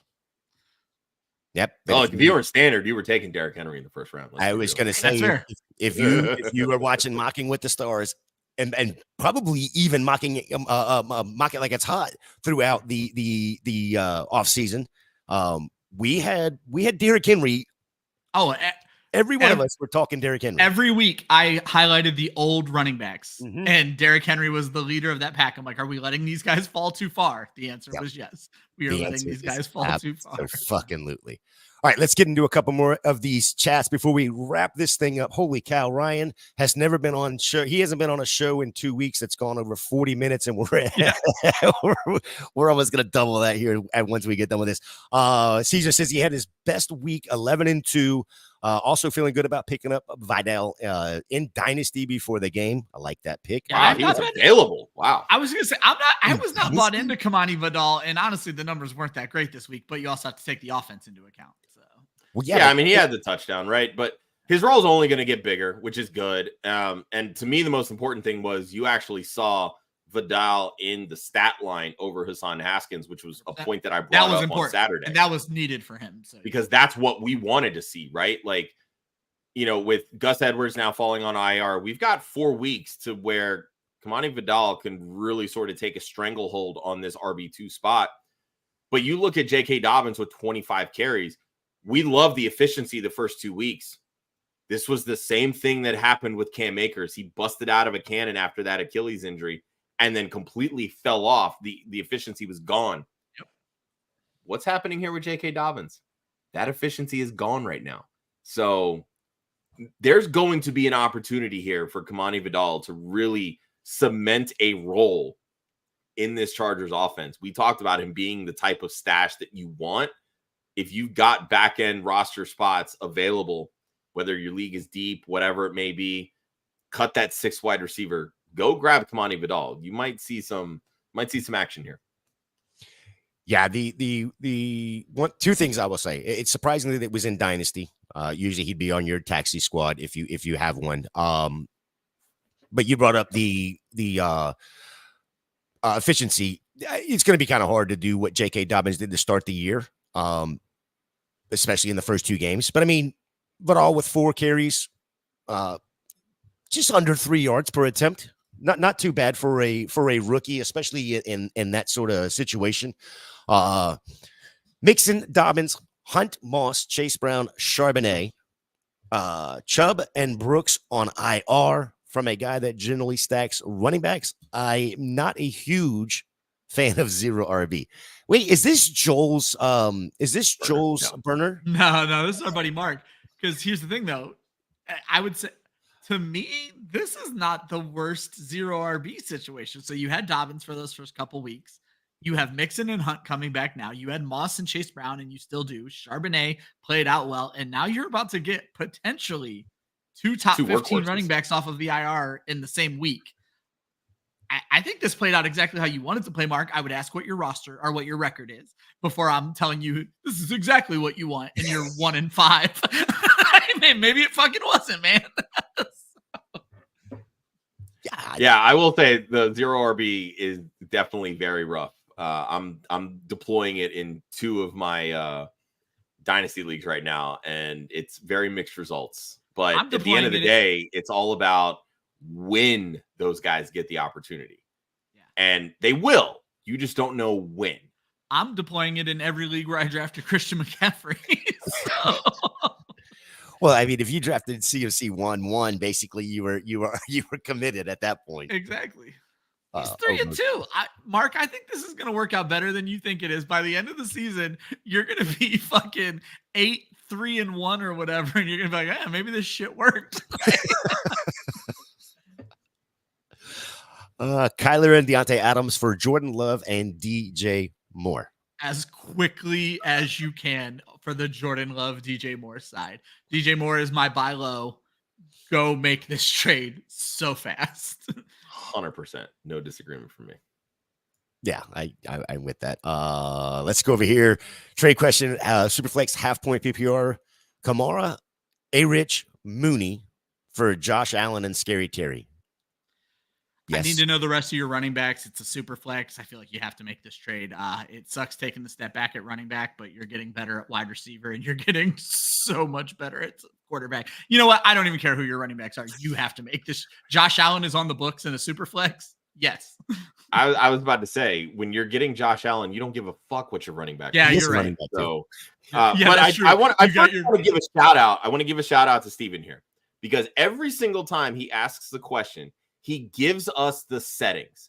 It makes life so much easier when we know PPR, half PPR, standard, super flex, 2 quarterback, whatever it may be, redraft versus dynasty. All those things matter when asking questions. So if you want to blame us for, quote, bad advice, if you didn't give us the settings, it matters. And that's partly on you for that. So, Steven, thank you. If we give bad advice, it's your fault. Asking questions this way. Give us the damn settings.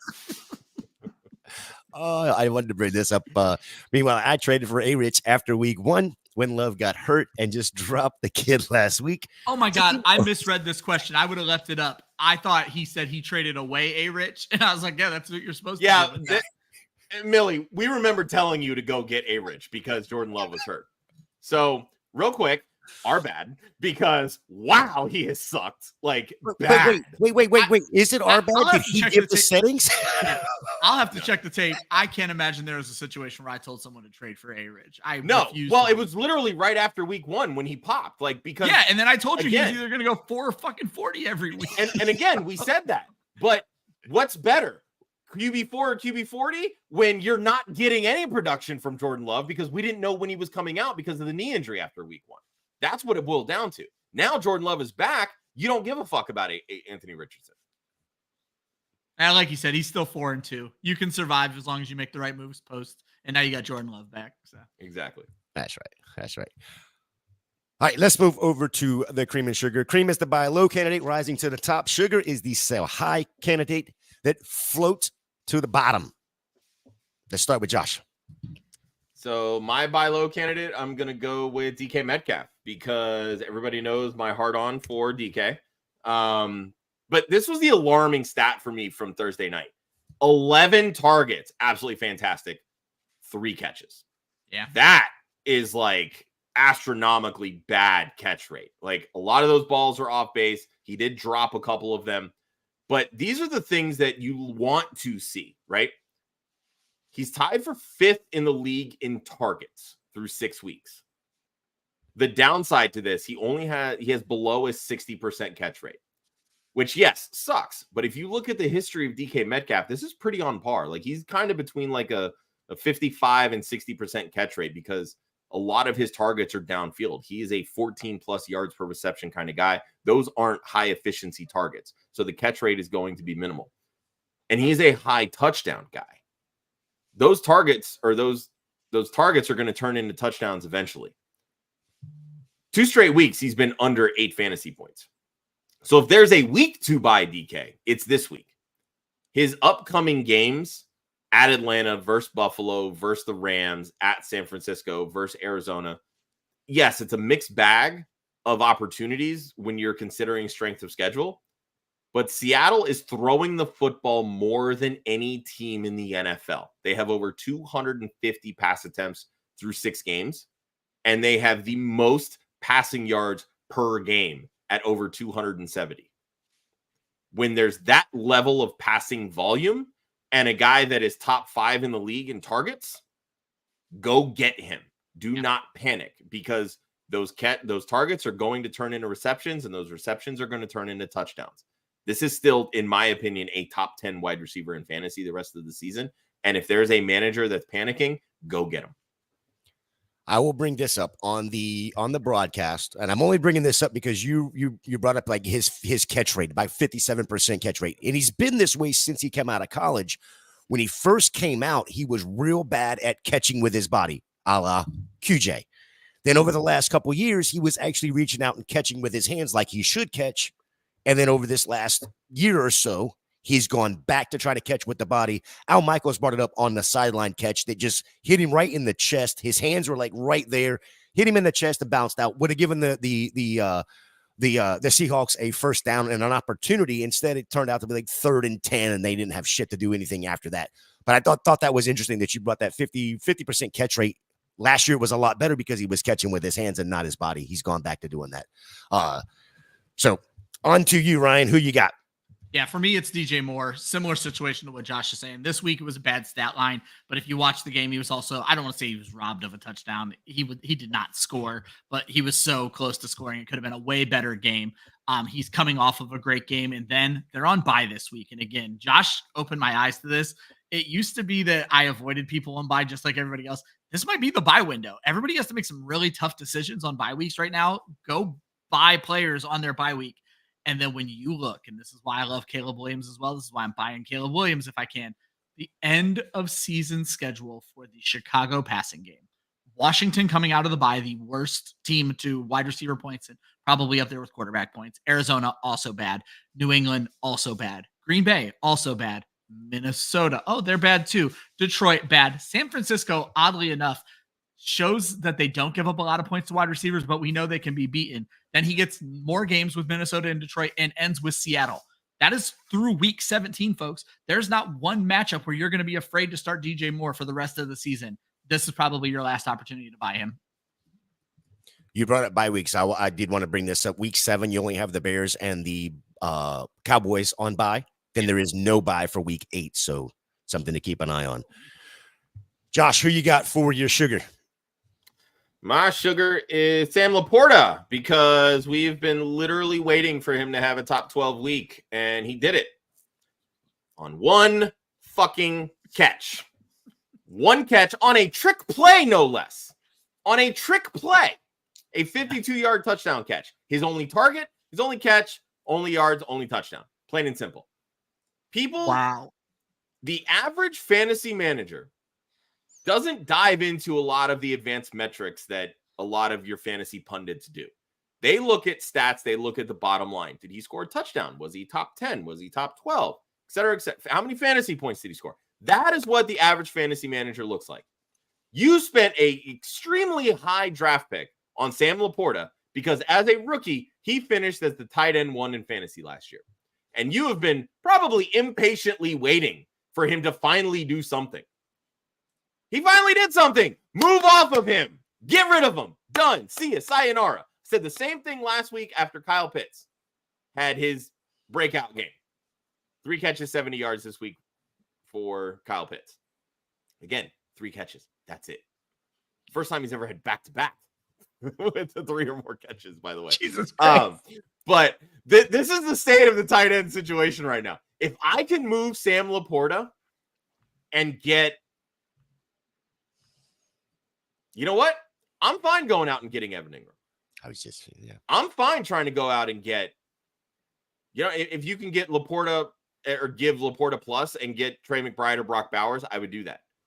If I could go from Sam LaPorta to Dalton Kincaid or Jake Ferguson, I'm doing that. Move down and get another piece to improve your roster. But move off of Sam LaPorta. This Lions offense is so good. They don't need every single star every single week.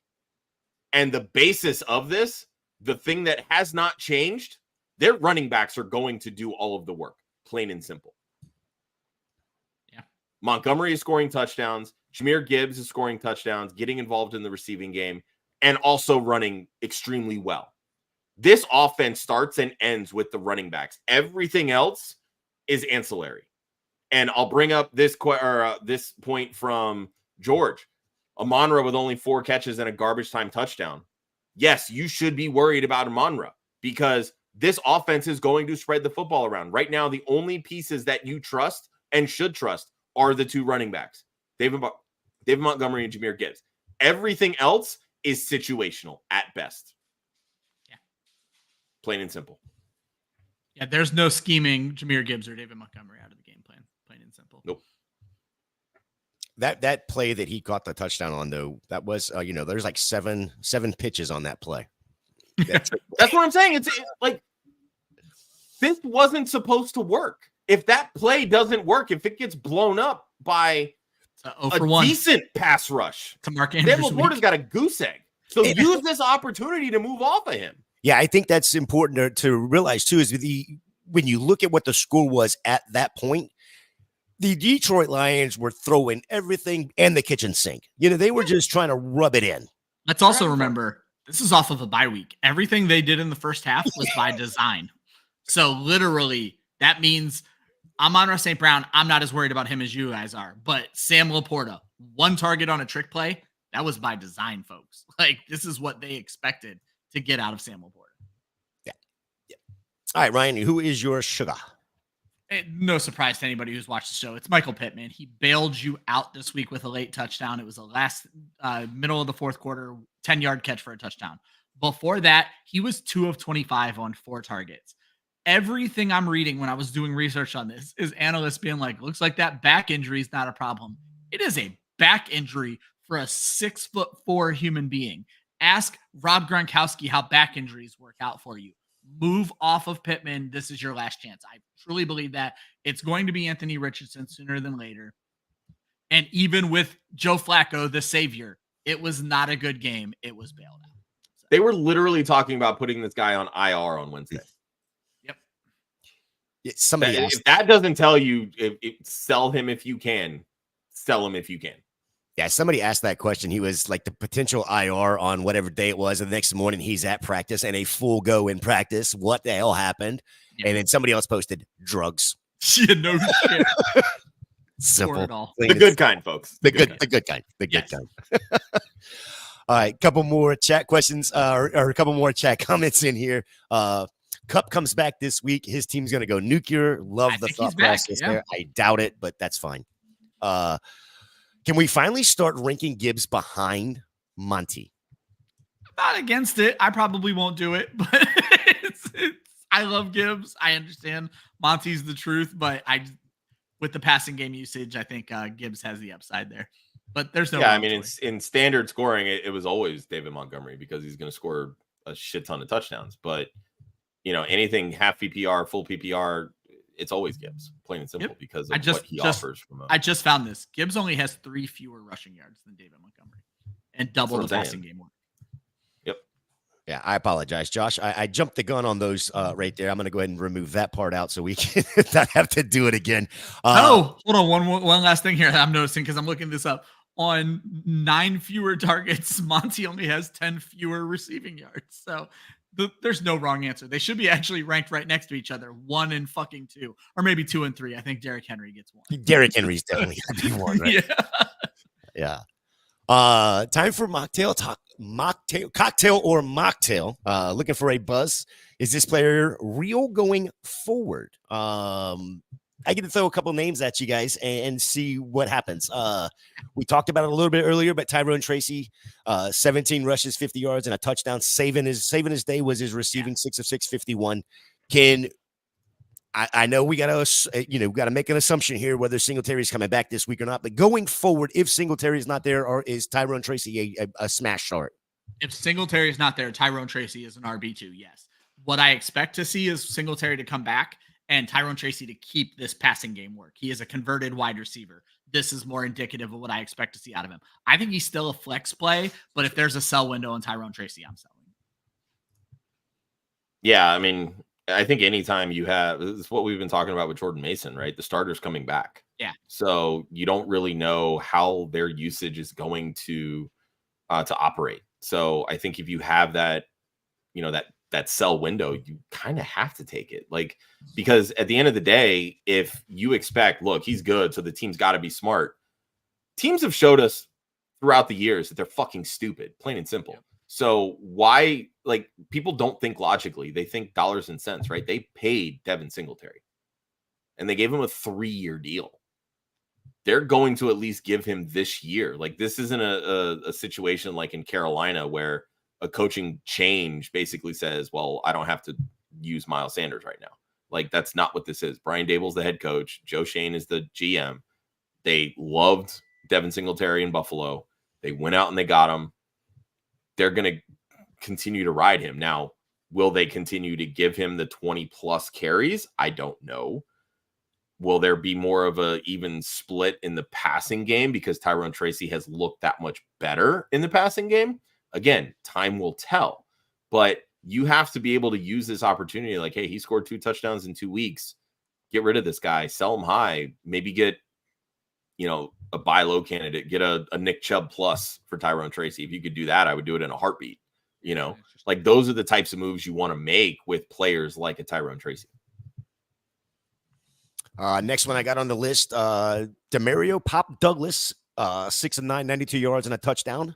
Only rostered in 14% of sleeper leagues, but he led the team in targets, receptions, and yards. Drake May looks like to be the quarterback going forward. Are we in on Demario Douglas being the stud that we hoped he was going to be? I wouldn't call him a stud, but for PPR, yes, absolutely. It's the first week of Drake May. And this is what happened. This was the game plan. The and he gets thing I guess next week. And he gets Jacksonville. Exactly. Yes, I'm bought in. I'm acquiring him. He'll probably be on he'll be talked about often on our waiver wire show tomorrow, I would guess. So. Yeah, I was liking Demario Douglas heading into the season. It was liking Kendrick Bourne heading into the season, but a lot of Kendrick Bourne was coming off the PUP list. I wasn't 100% sold on Jalen Polk because, again, he's a rookie, second, third round, whatever he was. Those guys tend to take a little bit longer to develop than your first rounders, right? And this being such a bad offense, all right, well, Drake May came in not afraid to throw it. And if that's the case, I think you have to start talking about the guy that he's going to target the most, and that's Demario Douglas. Yeah, definitely a flex play for Demario Douglas. It's his third game this year with 9+ targets. And then I have to bring this guy up because it's been on my mind. He's fucked my fantasy team multiple occasions. But Brandon Ayuk, 2 of 4, 37 yards. Can we finally say bye, or what are we doing?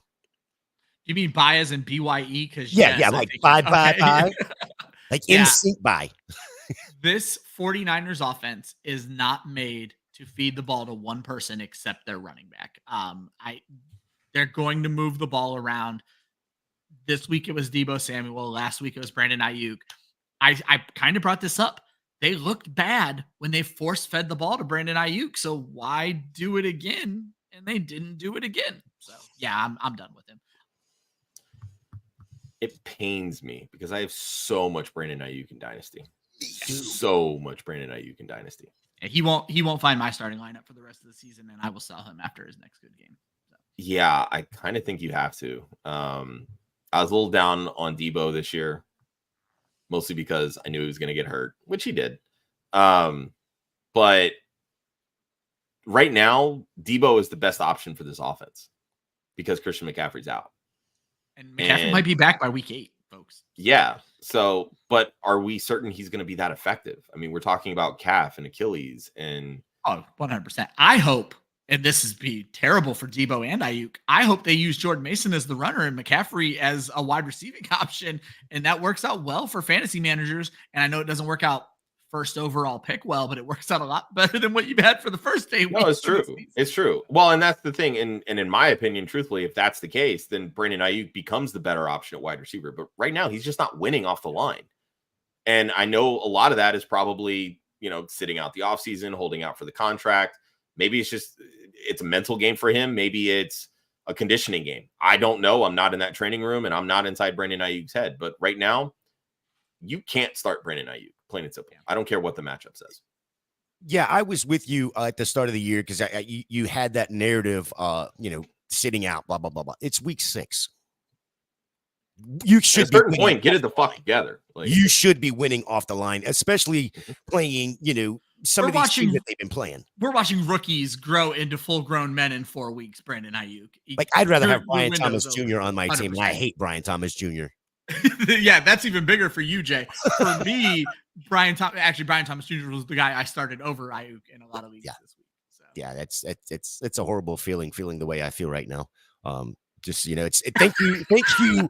you, Drake London. Thank you, Garrett Wilson last week. Thank you to these other wide receivers that have actually stepped up and helped me win leagues because Brandon, you ain't it. You ain't helping. Not at all. Scoring 5 points. I scored 5 points when I woke up yesterday. Anyway. All right, couple more quick in the chat here. Lions were just bullying the Cowboys with their. I was gonna say, I think if you flip these two, it makes more sense because I agree with Millie here. Millie said, ARSB's coming off 3 straight weeks, 20+. Why worry? I think the game script hurt ARSB more than it hurt certainly Sam LaPorta, and so I'm not worried about ARSB. I want to be very clear about that. Yeah, I mean, I'm not worried per se, but. Like, he's still going to be the top option. He's going to get fed. Right now, he's being bailed out by touchdowns. Like, literally. 2 of his last 3 games, he's under 50 yards. What's buoyed him has been a touchdown literally in every single game. So, outside of that big 19-target week from week 2, this has been a very mediocre fantasy season in terms of what ARSB has done this year. I'm not saying I'm worried in the sense that I'm actually going to be sitting him given weeks the way that we were just talking about Brandon Ayuk. Like, I'm still trotting out Amon-Ra pretty regularly. He's a top 12 option. He's a top 12 option on the year. But again, because of what this Detroit offense is and how they're how they're very willing to spread the football around, you're going to have some pretty disappointing games from Amon-Ra St. Brown. And he was barely a top 24 option this week. So again, bailed out by a garbage time touchdown. And really, it wasn't even Detroit Lions garbage time, which was the more exciting part of that, I guess. But like, again, it's just stuff to keep in the back of your head, because most people are just looking at, oh, where is he on the season, right? They're not looking a week-to-week game, because that's what fantasy is. It's a week-to-week game. Yeah, I think if you look at what the Detroit Lions have coming, it's going to be a lot of passing with Minnesota, Tennessee, Green Bay, Houston, your next four. At least in my opinion, there's going to be a lot of passing opportunities here. So I wouldn't be sweating it too much too fast. Jason Quinn, would you drop Jerome Ford, try to get Tyrone Tracy, but after him, would you prioritize Garindo, Ty Chandler, Jalen Warren, or Vidal half-point PPR? I just want to quickly say I would only put Tracy and Chandler ahead of Ford on this list. But then I would prioritize them probably Warren, Garindo, Vidal, I guess. I don't know. I'm not big on those last three running backs. Warren's interesting just because we've seen good from him. But Tracy and Chandler are the only ones I would drop Jerome Ford for. I think you have to prioritize Garindo with the Jordan Mason shoulder injury. It's a long week, and I haven't heard anything that makes it like he's going to miss any time this week. So, I mean, that's fair, but until you don't know specifically, you kind of have to prioritize him. I mean, I know that Aaron Jones is also dealing with an injury, which is why you have to prioritize Ty Chandler. Yeah. Devin Singletary should be coming back this week. He was close to playing this week. Yeah. So again, like I love Tyrone Tracy. I'm all about it. All about it. Go get him. That's fine. But this is the running back roulette that we play, right? Mm-hmm. It's you pick up these guys off waivers because they have an opportunity to start.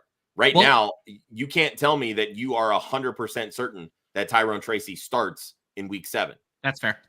And I will throw this out. Jerome Ford was already working into a timeshare with Deontay Foreman, of all people. With Nick Chubb back, at best, he's the second part of a timeshare. At worst, he's third, and now he's dealing with an injury. So, Ford's droppable 100%. Especially with these options. I would put Jalen Warren and Kamani Vidal very low down that list. Yes. But I'm more than happy to go Tracy, Garindo, Ty Chandler. I think Garindo has a lot more juice than Ty Chandler personally. And the way that the running backs in San Francisco operate, I'm fine prioritizing Garindo over Chandler as a result, at least until we know the significance of Jordan Mason's injury. But regardless, even if he's questionable up until game time and ends up playing, they're probably going to not ride him 20 carries a game because of said shoulder injury. I mean, he tried to come back and got, put back on the bench and only ended up carrying the ball 9 times. Garindo busts off a 70-yard run. I think there's value there with Garindo, especially in this one-cut scheme that Kyle Shanahan runs.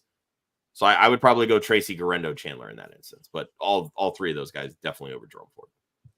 Yeah, I think the only question I have outside of the Jordan Mason injury, the Garindo, like you just brought up, 76 yards on one play. He only had 10 touches. He only had 13 yards prior to that, or outside of that one play. So that would be the concerning part for me. And I'm out on Jalen Warren. He'd come back from the injury, and Najee Harris. And I know you're going to love that I bring this up, Ryan, but Najee Harris is that dude that can run 60 yards down the field and score a touchdown. And that's what he needs to do to score a touchdown in this offense. Let's be perfectly clear. And literally we saw it, because as they got closer, who got the close touchdowns? It was Justin Fields, which is exactly the worry that Ryan had. So. Oh, no doubt. No doubt. Should I do Shakir or Hunt for Najee, Pickens, and Coleman? I'm okay with it. I guess it depends on who you're trading. Is this a trade where you can trade one or the other and get those 3? No, you read it as an or. Shakir and Hunt. Yeah, Shakir and Hunt. Okay. Scare me. Shakir and Up Hunt. Your prescription on your glasses, dude. I'm sorry, what? He said fix your prescription. Here's the thing. Najee and Hunt, pretty equal players. Hunt certainly has a better touchdown upside. Don't let this week fool you. Pickens and Coleman for Shakir, you're giving up volume for yardage and touchdown upside. Everybody in this trade feels equal. I guess it depends on who you have to cut on whether or not I would make this trade. if I have to cut somebody who's worth a damn, I don't make the trade. So yeah, it's kind of how I feel. I mean, Shakir is definitely the more consistent wide receiver play. Oh, 100%. With Pickens, it's very boomer bust. Still hasn't scored a touchdown this year. Told you, Ryan. Keon Coleman seeing like 1 target a game, like he's nothing to me. So yeah, but he scores on that. No, he drops the ball in the end zone on that play. I mean, sure. I mean, this just kind of feels like a trade. Like, why are we considering this? Yeah, for me, it literally comes down to who I have to drop. Because if I have to drop anybody who I don't, if you have any anxiety about who you have to drop, Mondo, do not make this trade. Yeah, that's a rough one. I have Ramondre, Dowell, and Najee. I want to upgrade these MFers for another running back. What 2 do I package, and for who? I trade. I mean, this in a nice pop way. You're gonna have to put all 3 of these guys in the trade. It's not gonna happen, bro. Oh, and Millie backs it up. It's full point. Thank you. Give us the settings. Thank you, Millie. Yeah, I mean, let's be clear. If you want a trade done, you have to include Najee. But then you're just shooting yourself in the foot because that's your only viable running back right now. So I guess you're going to move Mondre and Dowdle, but I don't know who the fuck you're going to move them for. This is rough. Yeah, at the end of the day, you have to package them with one of your wide receivers. That's the only way you're going to move off one of those. It's the only way. Because nobody wants Dowdle. I mean, literally 5 rush attempts yesterday. It's what we talked about with the Cowboys. They're not running the football, so you can't trust Rico Dowdle. Najee is your best option. Mondre, when he's healthy, I like him a lot, but he's the worst possible time to trade him. Yeah, it's just not a good time to trade him. That's the problem. I'm looking at like what running back I think someone might do this trade for. It's nobody I want, nobody he wants. It's okay. So he says, no, but here's the thing, Millie. Yes, you have Derrick Henry and Alvin Kamara, but you're on the right track. You need to upgrade your depth behind those guys. Oh, because the way okay. that running backs fall. You need to be prepared to be I got to move one of these guys in the thing. Yeah. I thought these 100%. You're on the right track. You always want to try to upgrade where you can. You're not upgrading your starters because those are 2 of the top 5 guys right now. Okay, that makes a ton of sense. Then you can take Mondre and Najee, your best 2 name recognition guys, and maybe I was going to say James Cook, but he's dealing with that turf toe. I don't know if I'm making a run at that. Tony Pollard's an interesting one. He's getting enough work. He's a top 20. Oh man, if I could move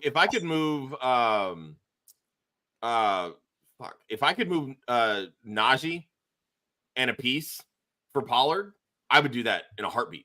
Yeah, absolutely. I mean, you could probably even do like Najee and a wide receiver for Pollard and a wide receiver. Like maybe take a slight move off of one of your wide receivers. You're upgrading at running back and then probably being able to stomach whatever downgrade, quote unquote, you take it at wide receiver. Maybe jump on this. And that way, then you still have Mondre, which again, and Caesar brings this up.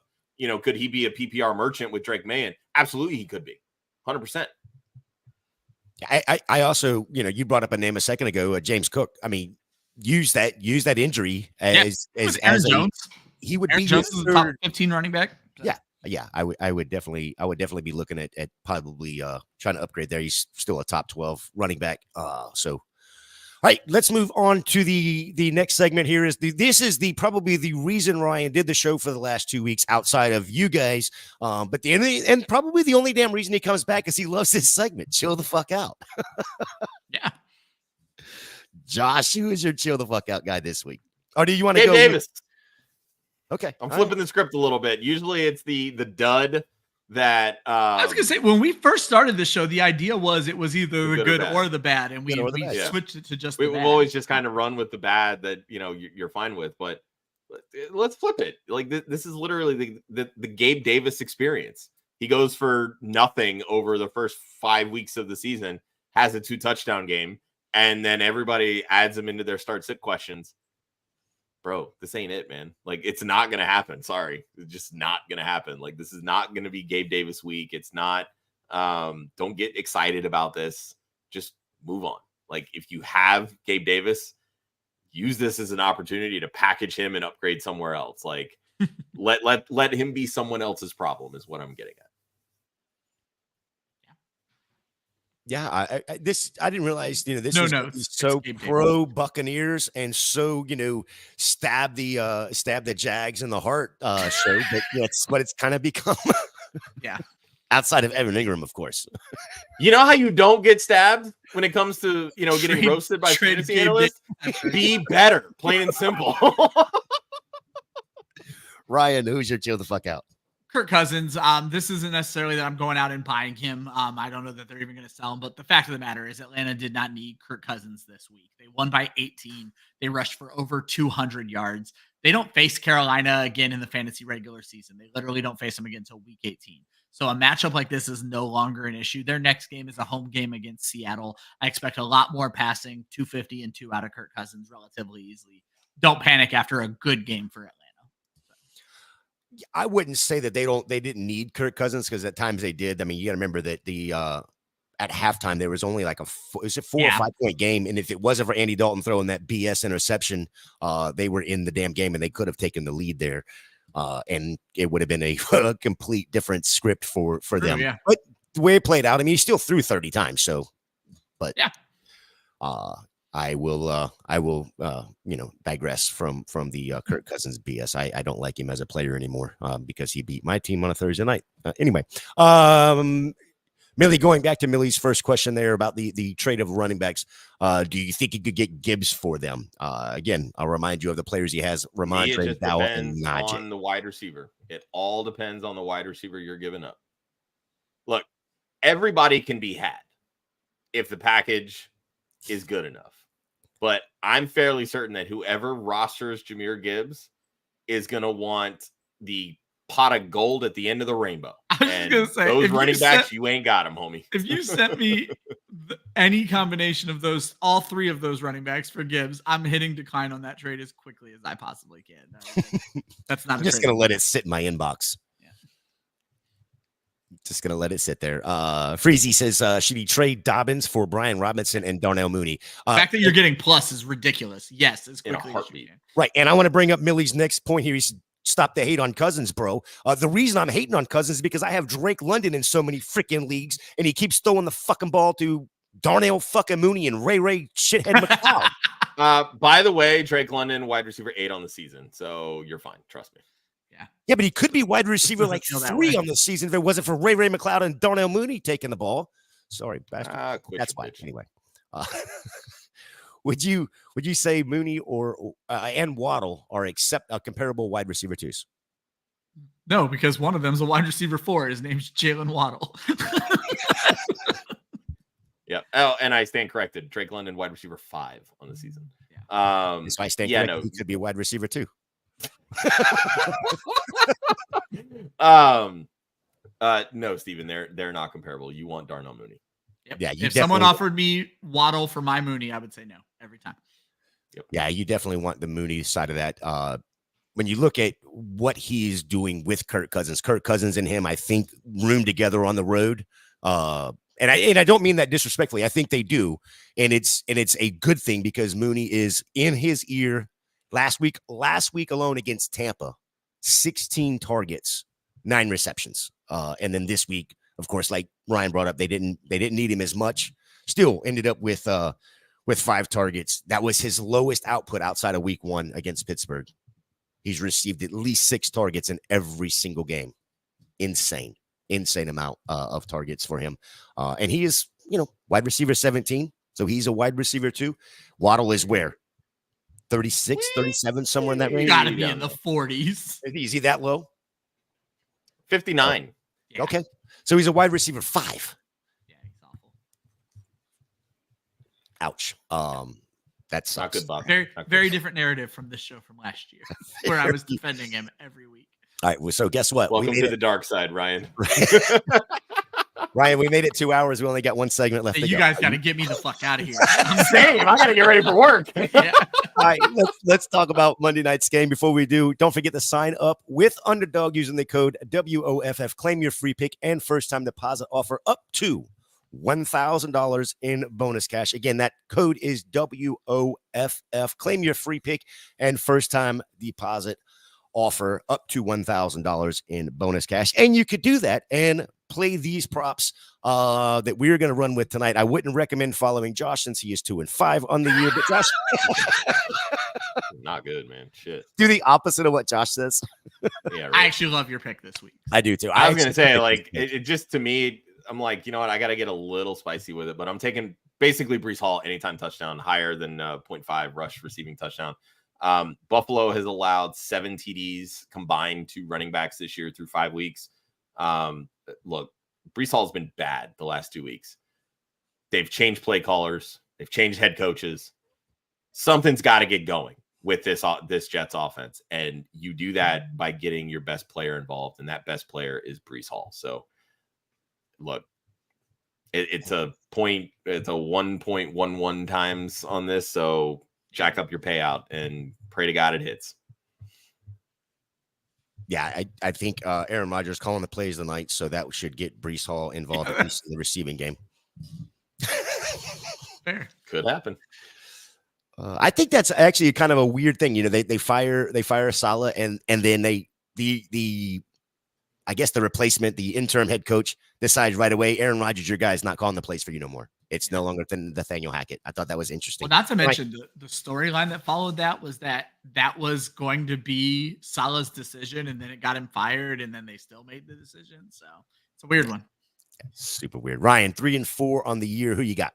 I'm going to take the under on Aaron Rodgers, lower than 223.5 total yards. And I think there's a bailout here. It's like 213 passing yards or something like that, but then they kicked it up for total. With this sprained ankle, he rushed for 0 yards last week and has 3 games this season with 1 or fewer yards. He has hit this over in each of his last 3 games, but that was before this injury. I think they're in for a rough week. The Bills have not allowed a quarterback since CJ Stroud in week 1 to hit this number. I think it's going to be a rough night for Aaron Rodgers and the Jets offense.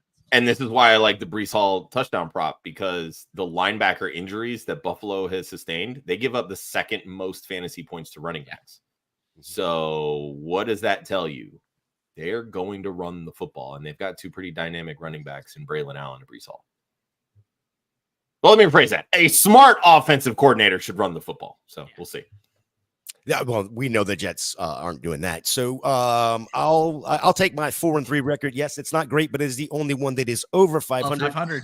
Originally, I was going Josh Allen. Yesterday, when I looked at this, it was 207.5 was the passing yards on that. And then when I went back to double check it again this morning, it's all the way up to 241.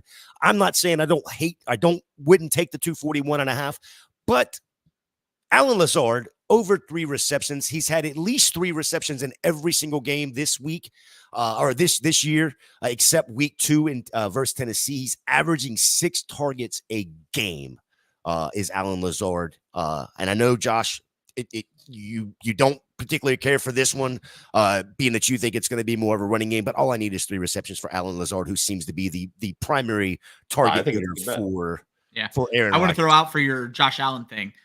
It's not that they jacked it all the way up to 241. They actually got rid of the passing only. That was 241 for total yards, because I actually bet it when I bet our 3 picks this week. So it was 241 on total yards for me this morning. I see. Underdog was all up in my so they killed his. There is no passing only option available for Allen as of this morning. So. I see how they want to do it. Okay, all right, I see, and that's fine. The actual passing and rushing yards right now is at 235.5, so it's already dropped 2 yards. Wow, yeah. So you might want to jump on that. So I would take both of them. Actually, I would take the combined 239.5 for Josh Allen and Alan Lazard. So I'll go to 6-3, and I'll be fine with that.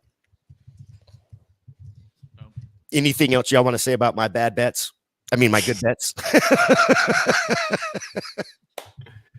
Oh, man. Oh, there we go. Oh, Caesar, love you, Caesar. I know. I don't love you guys this much. Let's get the hell out of here. I'm putting got one last question from Nick, though. Protest with HR. As you guys wanted to go and looking to trade DK for Swift and Brian Thomas Jr. full PPR. What do you think? What side you taking, DK or Swift and Brian Thomas Jr.? I'm going to take Swift and BTJ just because I'm getting a running back, Josh. Yeah, I'm still taking DK. I think Swift is going to come back down to earth. His end of season schedule sucks against running backs. So Yeah, it's very good for passers. I think I'm going to stay with DK there.